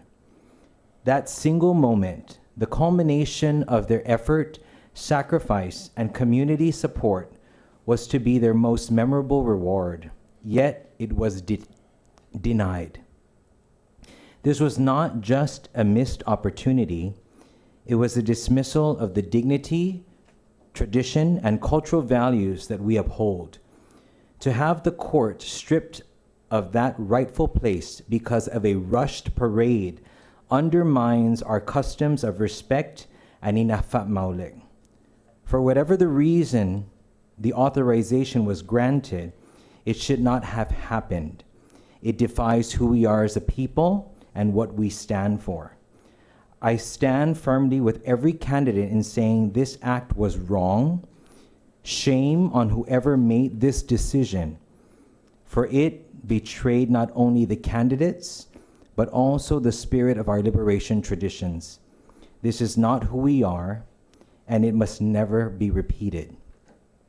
I say this because these 6 candidates have been placed in a situation where we made a pivotal change in our tradition, and they went for it, you know. And for that situation that happened, it was not brought to my attention. And I'm saying this because this is recorded, and it also opened up the opportunity for mayors to feud, which is not who we are as the Mayor's Council. And so whoever the authorizer was that to make that decision, it was shameful, and these ladies deserve more. And I apologize to the mayors who also, who these candidates come from.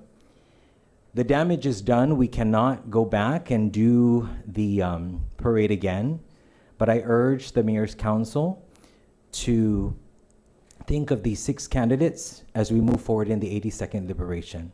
Sizus Mase. Thank you, Mayor. Anyone have any questions? Mayor Sinai is recognized. I've done the parade for 20 plus years, and this is why I wanted to adopt the order of precedence or the order of march, so that we always know where people will lie on. It should be the military on foot, followed by the military support organizations, followed by the villages, then whichever else, the civic groups, stuff like that, then the Queen's Float. Or the Queen's Float has the option, as the Queen, she can go first. It's not a problem for anyone. Being first, it allows that time, so you have that separation. And the order of march should never, once we know the order of march, anybody applying for the parade, they already know they're gonna be here. Everybody jockeys to get to the front, like, oh, I wanna be number this or that. No, there should be an order of march, so then there's a way that because like I said, there's a method to the madness of this, and that's why I feel we should have just adopted it and then set it that way. There really is no other need for the other groups that join to do that, because then it'd be late. One, it makes the parade 6 hours. I think it's easier if we just agree what the order of march is, and anything of that can either be pre-parade and send it down. I was surprised. I was at home sick with the fever. I was surprised the parade was already going before the 9 o'clock. They're supposed to push off at 8, we be at the grandstand by 9. They were ready to grandstand by 8:30, and things were, the flyover was off, and everything was off, and I was like, wow, this is a weird, who started this early? And it sort of did affect that. But I think we agree as a body on an order of march that we adopt it, and that anybody who does chair the parade, whether it be the front office, whether it be OCD, whether it be Homeland, or whatever agency that wants it, that has to be stuck that way because of these incidents like this. Thank you. Mayor Vaughan is recognized. And I think the issue that we had, because I was with Mayor BJ when we realized what had happened with the Queens, that they were actually on a three-wheeler or a four-wheeler coming down the parade route. And I think the problem for this year's Liberation was that everybody was expected to move fast and just rush to the parade route. You know, families take their time out to come and celebrate and, you know, wait. I understand that we don't want a 6-hour parade. But even for us as the villagers, you know, for us mayors, that we take our time out to make these floats, especially if you're using a huge float, you know, to spend money, spend time, energy, and effort, and then you're just out there and the only thing you're hearing is, let's go, let's go, let's go. I mean, you're taking away part of, like Mayor BJ said, it's part of history, right? Because we're there to celebrate, enjoy the parade, and not be done. We were the first village float out, and we were already done by almost 10 o'clock. So, you know, in the end, everything was it was just such a mess, I think, and I think it could be handled a different way, most especially since you have visitors that are here to watch and to enjoy. I just think we shouldn't have the hound dogs out there on us and say, let's go, Mayor, we have to go, and close up these gaps, because then what's the rush? We've gone out there, we've done our best to represent our village, represent the island, and make everybody proud, but in the end, it's like, what the hell did we just waste our time for, right? I mean, it's like a big wedding where you spend a whole year planning for the wedding and then it's done within 2 minutes. So, I mean, I think it needs to be planned well, but I think the fact that Mayor BJ, for him to be the chair and not be notified about it until the Queens were already halfway down the parade and everybody was holding on to Adrian, who was the driver of the four-wheeler, I think that was just very uncalled for. But there's no rush. We're already there for the parade, right? So, sorry. Okay, any other, well, thank you, Mayor BJ. And as you close, I want to thank you also for taking the lead this year for the Queens Committee. Mayor Kevin, did you have any comments about the 2 accounts that you were on the money, on the island fund, island fair account, we still have some checks that have not cleared.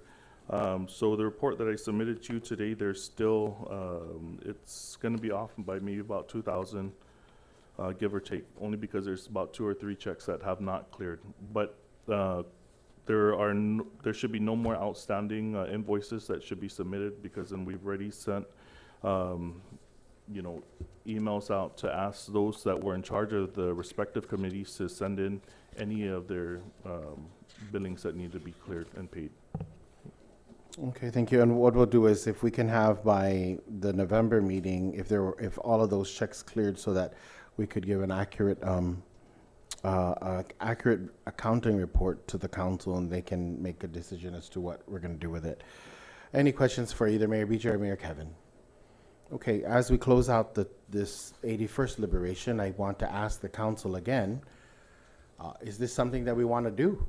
Is this something that we want to, Mayor BJ, did you? Just for the record, since you're bringing it up, Mayor, I would like to continue to stay as chairman for the 82nd Liberation.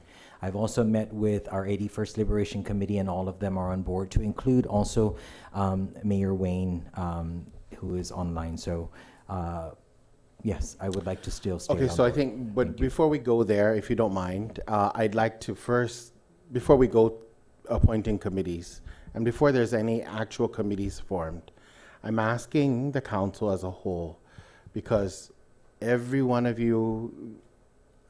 us is busy, and every one of us has our own mind as to what we want to do with Liberation, but not every one of us has the time and the opportunity to step up to coordinate these activities.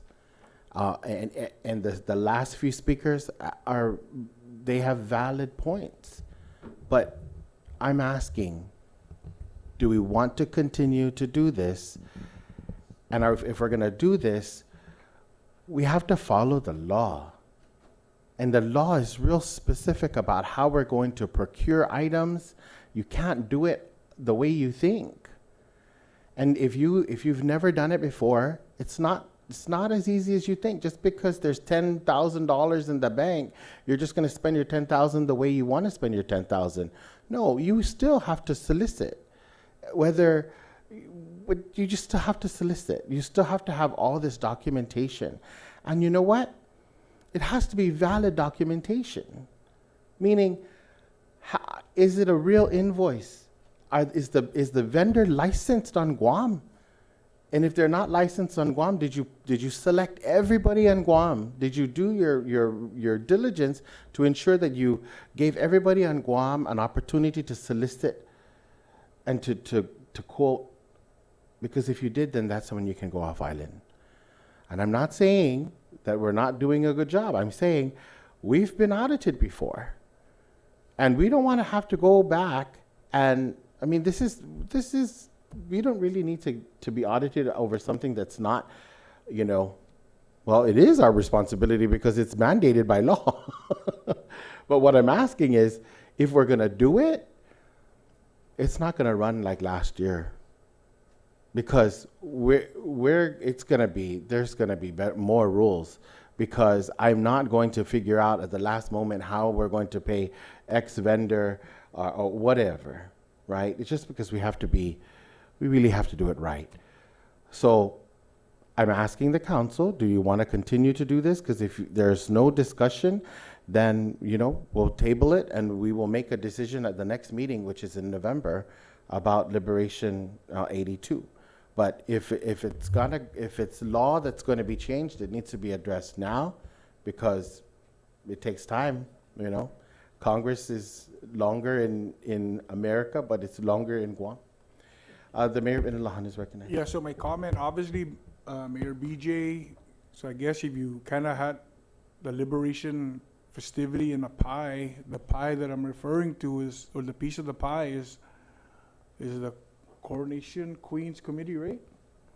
So with that said, I'm just saying that since we have somebody on board that's willing to take that portion of the pie, then we can agree to do that. But then all other aspects like setting up the Paseo grounds and all of that, because that I know is a whole animal in itself. So do we want to still undertake that? I'm gonna say no, but again, it has to be the consensus of the body, right? But so I think the parade itself is run by the governor, or no, it's everything us? everything is mayor's council. Oof, So I didn't- I get what you're saying, but that's piecemealing it. So the only reason why Adelup did it is because we agreed that we would ask Adelup, we asked the administration to do it.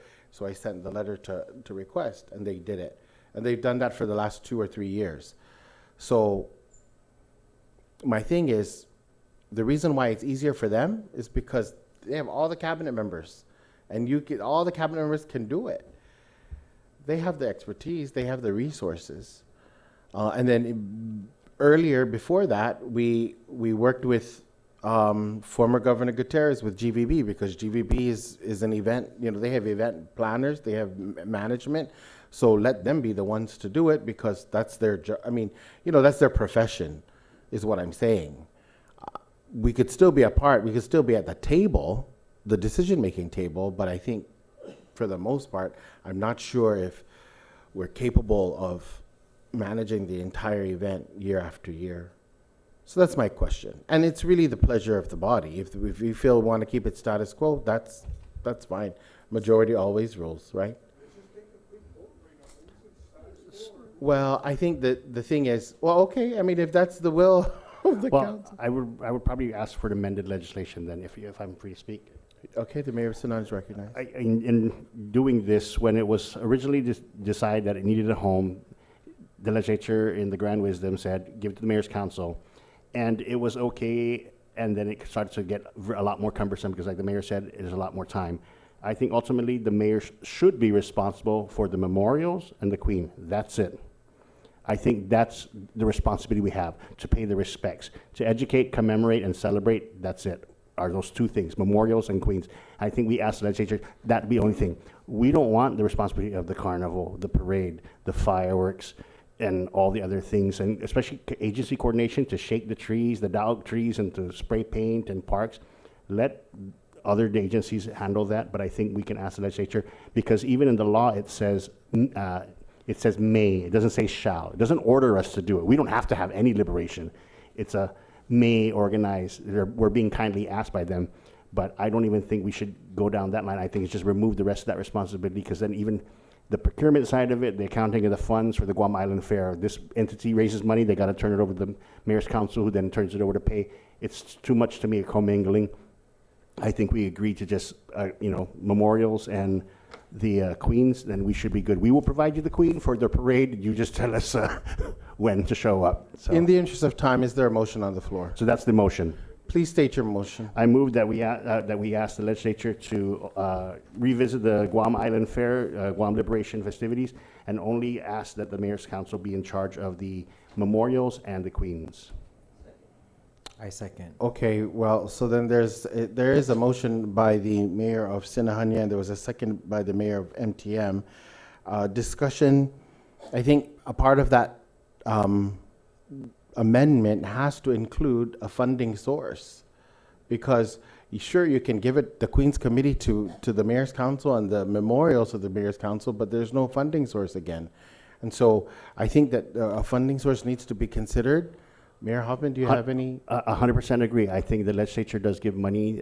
They do set aside for projects specific for Guam events, so I think that would be incumbent on them to determine what the funding source would be.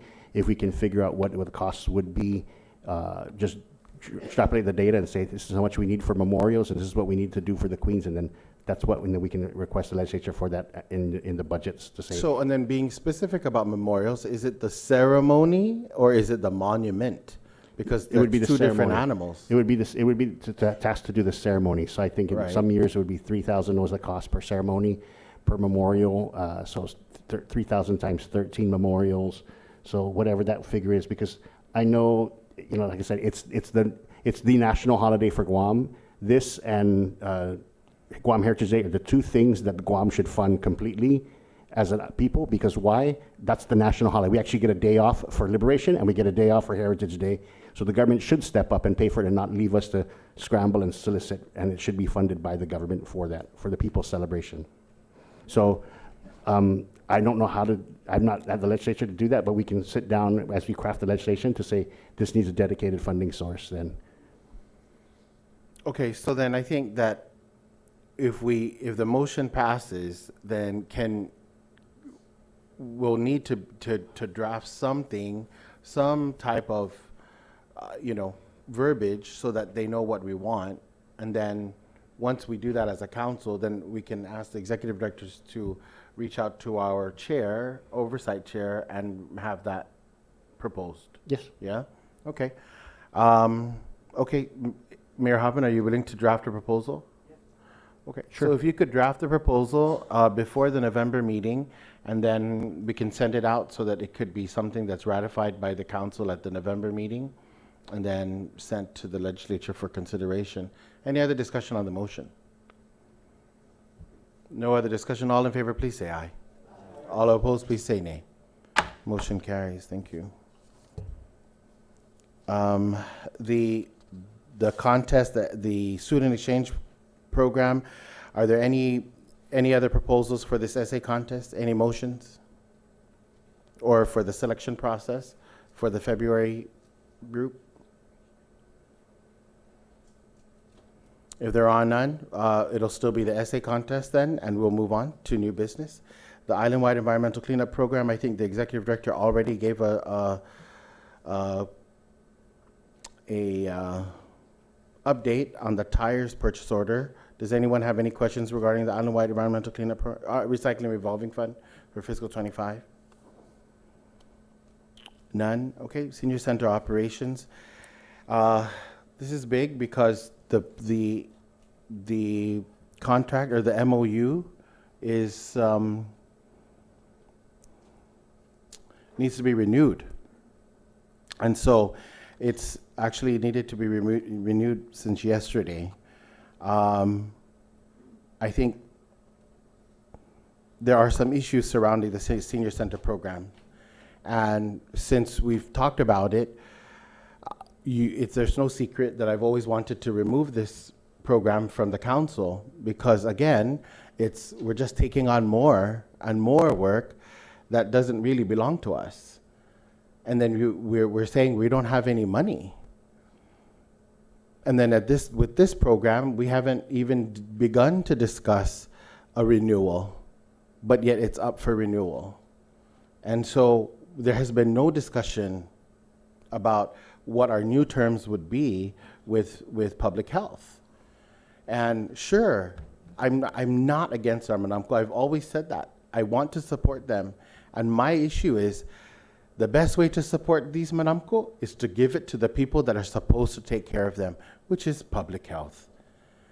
And I'm saying that in the kindest way possible. So again, we go back to this last fiscal year. We look at what we're trying to do. So we're using money to upgrade or to maintain your facilities that belong to you, not to SCO.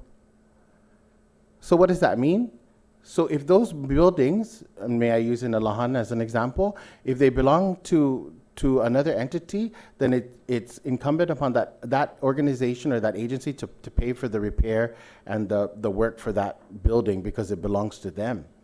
But if that building belongs to you, you have to be the one to do it, not SCO. So then, but if you're going to use SCO money to do that, you're robbing Peter to pay Paul. And then when you get to SCO, we're short.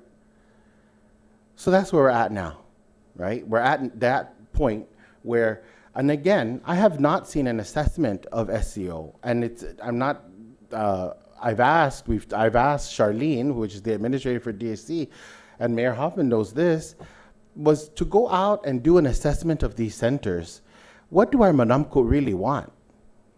And I only knew that there were issues because I received a call from a senator, I received a Facebook message from a participant, and now I'm finding out that, well, so what do they want?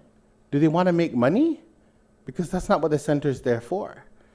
And if you only have less than 10 participants on a daily basis, why are we spending all this money on a facility that shouldn't be operating like Deredo and Jigo and Tumuning that have, a whole lot more people? And I'm not saying that we're not wanting to serve them, but we need to reassess how much money we're spending, because we're going to go back and we're going to ask them for more money without assessing what our needs are. And we don't know what they really want. And could we combine all of the South? Again, it's just a suggestion. Can we combine all of the South into one center so that we save money, we reduce employees, because we're just going to add, but we're not looking at what's necessary. What's absolutely necessary? In PT, we don't have a center because we closed law before I became an UMCO because there was not enough participants. So why do we don't have to continually operate the centers if we're not meeting a threshold? It's really a waste of money. And you have to think of it that way, because if we're asking for more money, we're asking for more personnel, we have to also find out what is it that we really need, right? Based on what the participants want. So when it comes to this contract, again, and this is a cost reimbursement contract. Cost reimbursement means we're gonna pay for it, then get reimbursed. Can we afford that? We've always been saying that the Mayor's Council fronts this money because we're a government entity, because they're always gonna pay our salaries, but then yet we fall short because at the end of the day, at the end of the fiscal year, we're short and we have to cover, or we cannot, we're telling employees that they're no longer gonna have a job. And you don't want to mess with that. You don't want to do that to employees. That's the last thing you want to do. So I also don't want to continue to hire when we cannot sustain it. If you cannot sustain it, then you have to figure out what's the problem and fix the problem. Before we make any decision on this, I would like to see a program budget so that we could see we should analyze this budget based on your needs in your different villages that have centers and your participation. Because some of you, like I said, the north, you guys, your participation is high, maybe even in Santorita and Hagat. But in the other villages, it's a little lower. And it's not bad. It's just, why are we spending the same amount of money in all the centers? It's not equitable. So, any discussion on this topic, because it's something that we'll have to address today. The Mayor of Sinaj is recognized. Thank you, Mr. President. That is something we kind of figured out, and I know that we talked about this, I think, last year, the year before, we reviewed the contract, and everybody got a copy of the contract to say what were the deliverables and what needed to be done. You know, I just replaced the air cons in the senior center. I didn't charge SEO, I didn't charge anybody else. We did it because it's a shared space. Many of your centers are shared spaces, and the maintenance of those shared spaces also kind of falls on you. Because, you know, we're not gonna tell them, no, I'm not gonna fix your aircon because there's no money. You're gonna find every which way to do that. And I think it's understanding what the role of public health is in terms of this space, and what's defined as what are they supposed to spend and cover, what they're not gonna cover. And that's, I think, always was the question when I did this in 2012. When I asked public health, you know, let's take over and let's do it, it was only for my center. It was never supposed to be for all 12 centers. It was only for mine because we wanted to see if we can do it in a different way and a better way. And we were able to show that we were able to do it. And so now I don't know what, I've asked public health for clarification on certain things because I want to make sure that the experience, the recreation, memory care, all those things are kind of handled within that area there. And are we making it better? My concern as a mayor is that I don't have the numbers what we used to have, and I don't think anyone has the numbers they used to have. And it's just everyone's aging differently now, and the new set of people are not gamblers. They want experiences. So what needs to change? Because like I told my Manamco, eventually there's going to be nobody else left in this center, not because they don't, you know, they're not around, they just don't want to come there to do certain things. So how do we, you know, it's not just about gambling and bingo. I hate that it's just bingo, bingo, bingo, and there's other things we could be making them do. What can we force the hand of public health to do? Because when I see the budgets for public health, transportation gets a ton load of money, food gets a ton load of money, but then when it comes to actual operations services, we're like the bottom of the barrel when it comes to the share. And I don't know if we have a big enough voice to say, hey, no, we should get more of that. Because that, you know, each center needs repairs. Each center has, I don't even know if they fixed the Hagat water line issue, the hot water issue, or the doors in Jotnya, and these are things that have been on my radar since pre-COVID, and air quality. So if public health's not willing to make that investment and they're really heavily relying on us to do that, that's not a lift that I want to do anymore either. It's like I can't sustain this and say, hey, everything's going well, and in the back end it's going to cost me $30,000 to retile or to fix or redo plumbing or hot water, and you know, God forbid anything should happen, but COVID is one issue.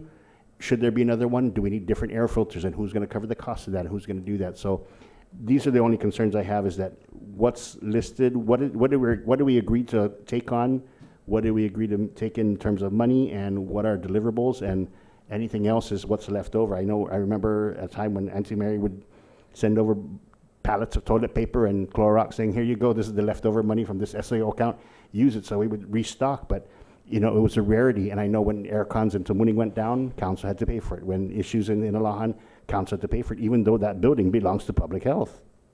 So these are serious things we need to kind of explore.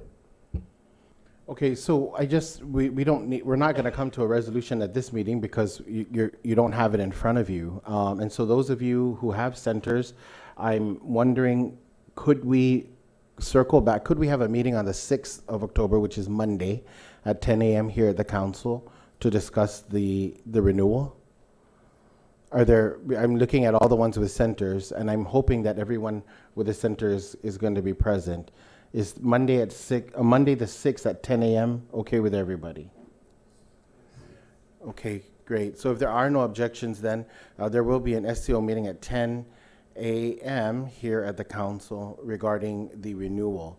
So if I could ask if you could send that renewal to... So Mr. President, really quick, so because we're operating currently today, how would you like for us to move? Yeah. As we speak, okay. So, if you could just send all the the mayors that have the centers, if you could send them the contract or whoever has it, or Lucretia, whoever, and if we can be sent today, and if you can be sure that I'm copied as well, so that we know that everyone received it.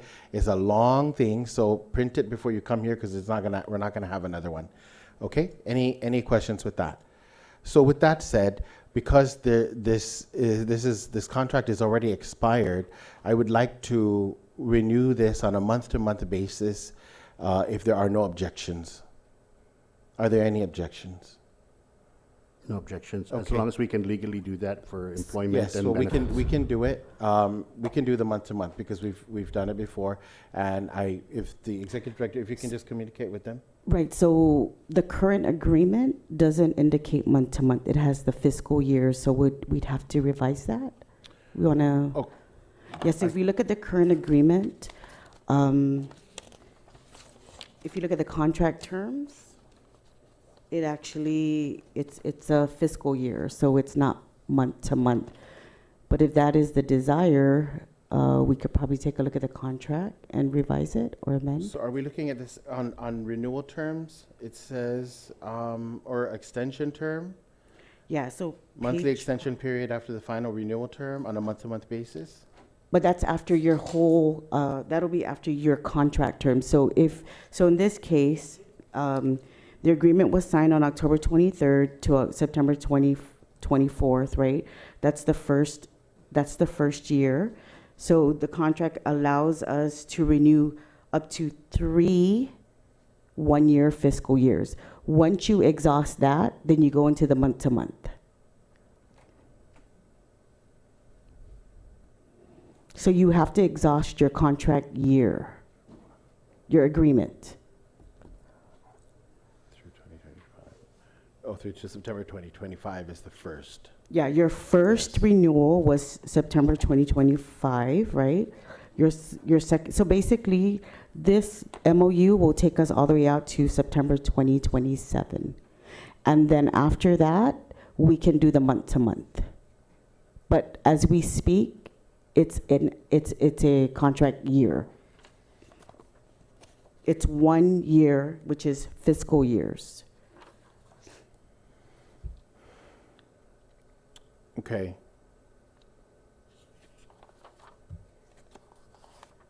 So what I think, because I was contacted by the deputy director about this, so if we could, I don't want to, because that's the administrative side of this. Can you go ahead and so is there anything that we're going to need to do legally? Well, technically, we're not operating right now. We should not be operating because we don't have an agreement. We So haven't what is the agreed. proposal? Right, we have, well, I'm gonna correct myself. We do have an agreement right now, but we have not decided if we're gonna do the month-to-month. Based on the funding that Public Health is going to give MCOG, they've indicated the month-to-month.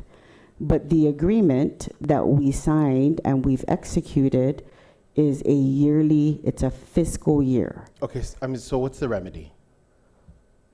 How do we, is there anything that we need to do right now Well, that's, to allow? I know we have, can I check with accounting to see how much funding we have to carry over the staff? Rael, can you get up? Because if we can still continue operations as far as operating the centers. Currently, funding is until October 18th.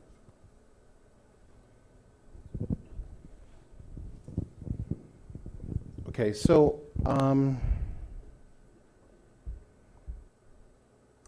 so when we're talking about, when we talk about personnel, personnel has to be included under something called, under this contract as cost reimbursement, correct?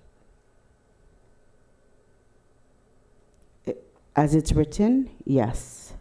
So then, what precludes us from utilizing any lapses or any current fiscal year money from the MCOG to pay for personnel? I mean, cost I'm reimbursement. just saying you emphasized earlier commingling funding. I'm just carrying on your lead, right? So I want to go ahead and work with that. That's what we've been doing. We don't want to commingle. And I'm of them, I'm just always of the practice that if there is a program that is given to MCOG, then funding must follow the program, like any other business. I mean, that's really simple. That formula has always been the case. So again, Okay, so my issue is that because in this current agreement, we, council, agreed to this as cost reimbursement. So we agreed to cover, basically. I don't agree with it, and it's just me. But I'm just saying, as a whole, this is what we agreed to.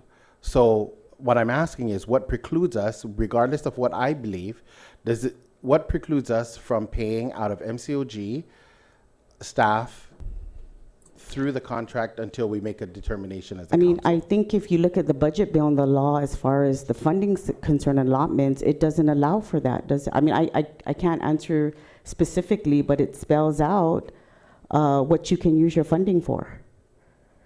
And if you're going to go back to your GF, your GEFF, your VUMPs, that's pretty much what we're looking at, right? That appropriation, yeah. It doesn't call for that.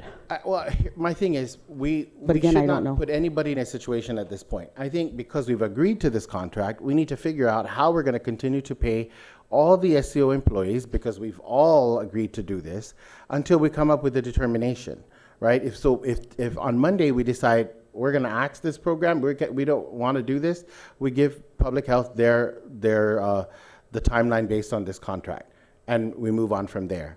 But for now, because we've already agreed to the program, I really believe that we still need to sustain the program until, as a body, we've decided how to move forward.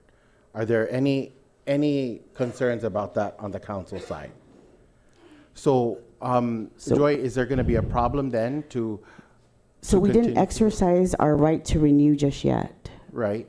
which basically says we don't have the MOU, because we have to exercise our right to renew the fiscal year, which is Correct. what we're on right now. Mhm. We've been trying to come to some sort of agreement based on the renewal.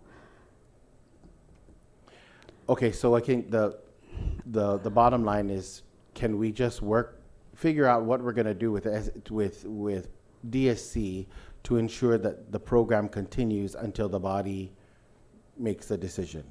Is that fair for everyone? Yeah, we could look into that, see what we can do. I mean, again, if I'm going to go based on contract terms, I want to be very clear, we don't have that just yet. I mean, if I can shoot an email to the director, which we've met a week ago, and we voiced our concerns, I can see what commitment we can put together. I mean, again, for the record, there is no MOU as we speak, because we have not renewed it. Okay. So again, I think if you could do that and then just let us know. In the meantime, I would like, if there are no objections, then it'll be 10 a.m. on the 6th, Monday. Okay? Any questions? We're going to move on. You want a break? Okay. Do you want to take a lunch break, or do you want to take a 10-minute break? But if you take a lunch break, you cannot leave. What is the will of the council? Continue? Okay, so then we'll continue. Do you want to take a 5-minute break? Okay, then we'll continue. If you need to take a break, then go take a break. We're going to move into executive session, so if we can ask the staff to go ahead and excuse yourselves, we'll call somebody. I'll message Bing or something to come back in. And then, Mario, if you could just let me know. Okay. So for everyone listening online,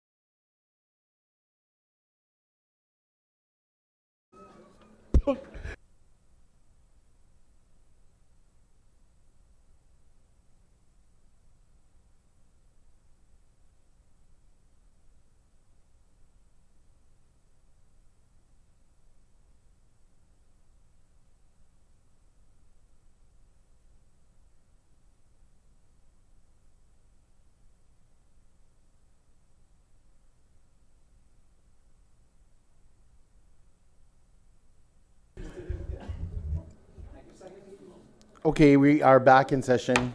Thank you. We're gonna just go right into announcements.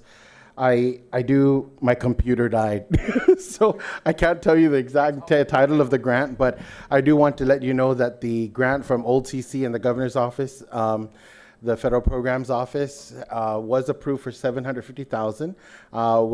We'll work with Vera Topocina on how we're administering that. That addresses cybersecurity among the 19 villages, and it also addresses the needs of the villages as we prepare to welcome more defense families. So it's it's the initial step into something that I believe would be beneficial for the council for years to come. So what it does is this money created the office that Vera operates. And it's no secret that I think I would like to have that done for the Mayor's Council as well. So if we can continue to be a part of this or apply for this grant that's anywhere from $3 to $4 million annually for the Mayor's Council of Guam, that will keep these programs going through the 19 villages, then that's our goal.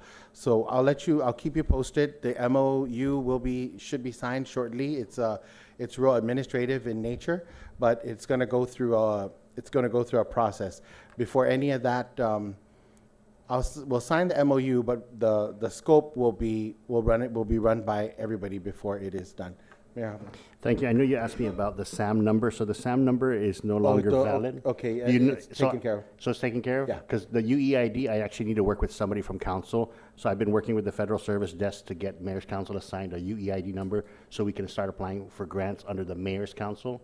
And so I just need to get a few documents. So if I can, Director, if I can work with you on that. I need the latest checking statement and a few other things just to show the physical address, so we're not just pulling off the website. Everything else, the Federal Service Desk. Then once we have that UEID, that's forever, and then that'd be perfect for our grants, because we all got our own UEIDs except Mayor's Council. And it'll work because this grant from Old CC, I think if we posture it right, everybody will have an opportunity. We talked, remember with former Governor Gutierrez, we talked about one village, one attraction. So considering that, but magnified, right? So in every village, how much of this federal money can get into your village to do more of what you need? It's just another funding source rather than relying on the general fund and relying on local funds. So I'm very excited about the initial steps, and hopefully we'll have our own little office for this. You received an email regarding the Youth Congress's resolution. That was a very nice surprise. Yeah, thank you. Let's give them a round of applause. So the Youth Congress, they passed a resolution to recognize the Mayor's Council of Guam. So there's a Mayor's Council of Guam Day on October 20th. It's designated for October 20th, 2025. We're looking forward to a resolution presentation, and we'll let you know what date that'll be, and that'll be at the Congress building.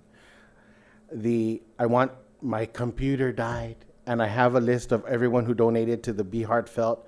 So thank you for the canned goods. For those of you, we'll send an email.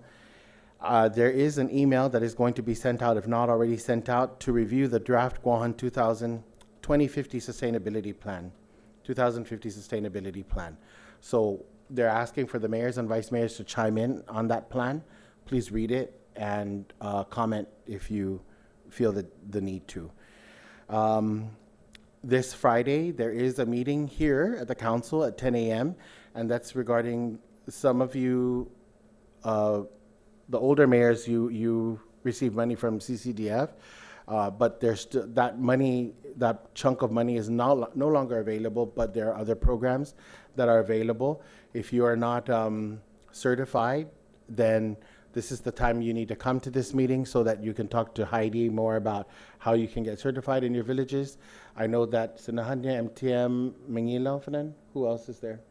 In Alahan, all certified. One day I'll be certified, and Hamatek will be certified. So that's this Friday at 10 a.m. If you're certified, there's other opportunities for you to get programs. So please come to that meeting. Any other announcements? The Mayor Zoltan is recognized.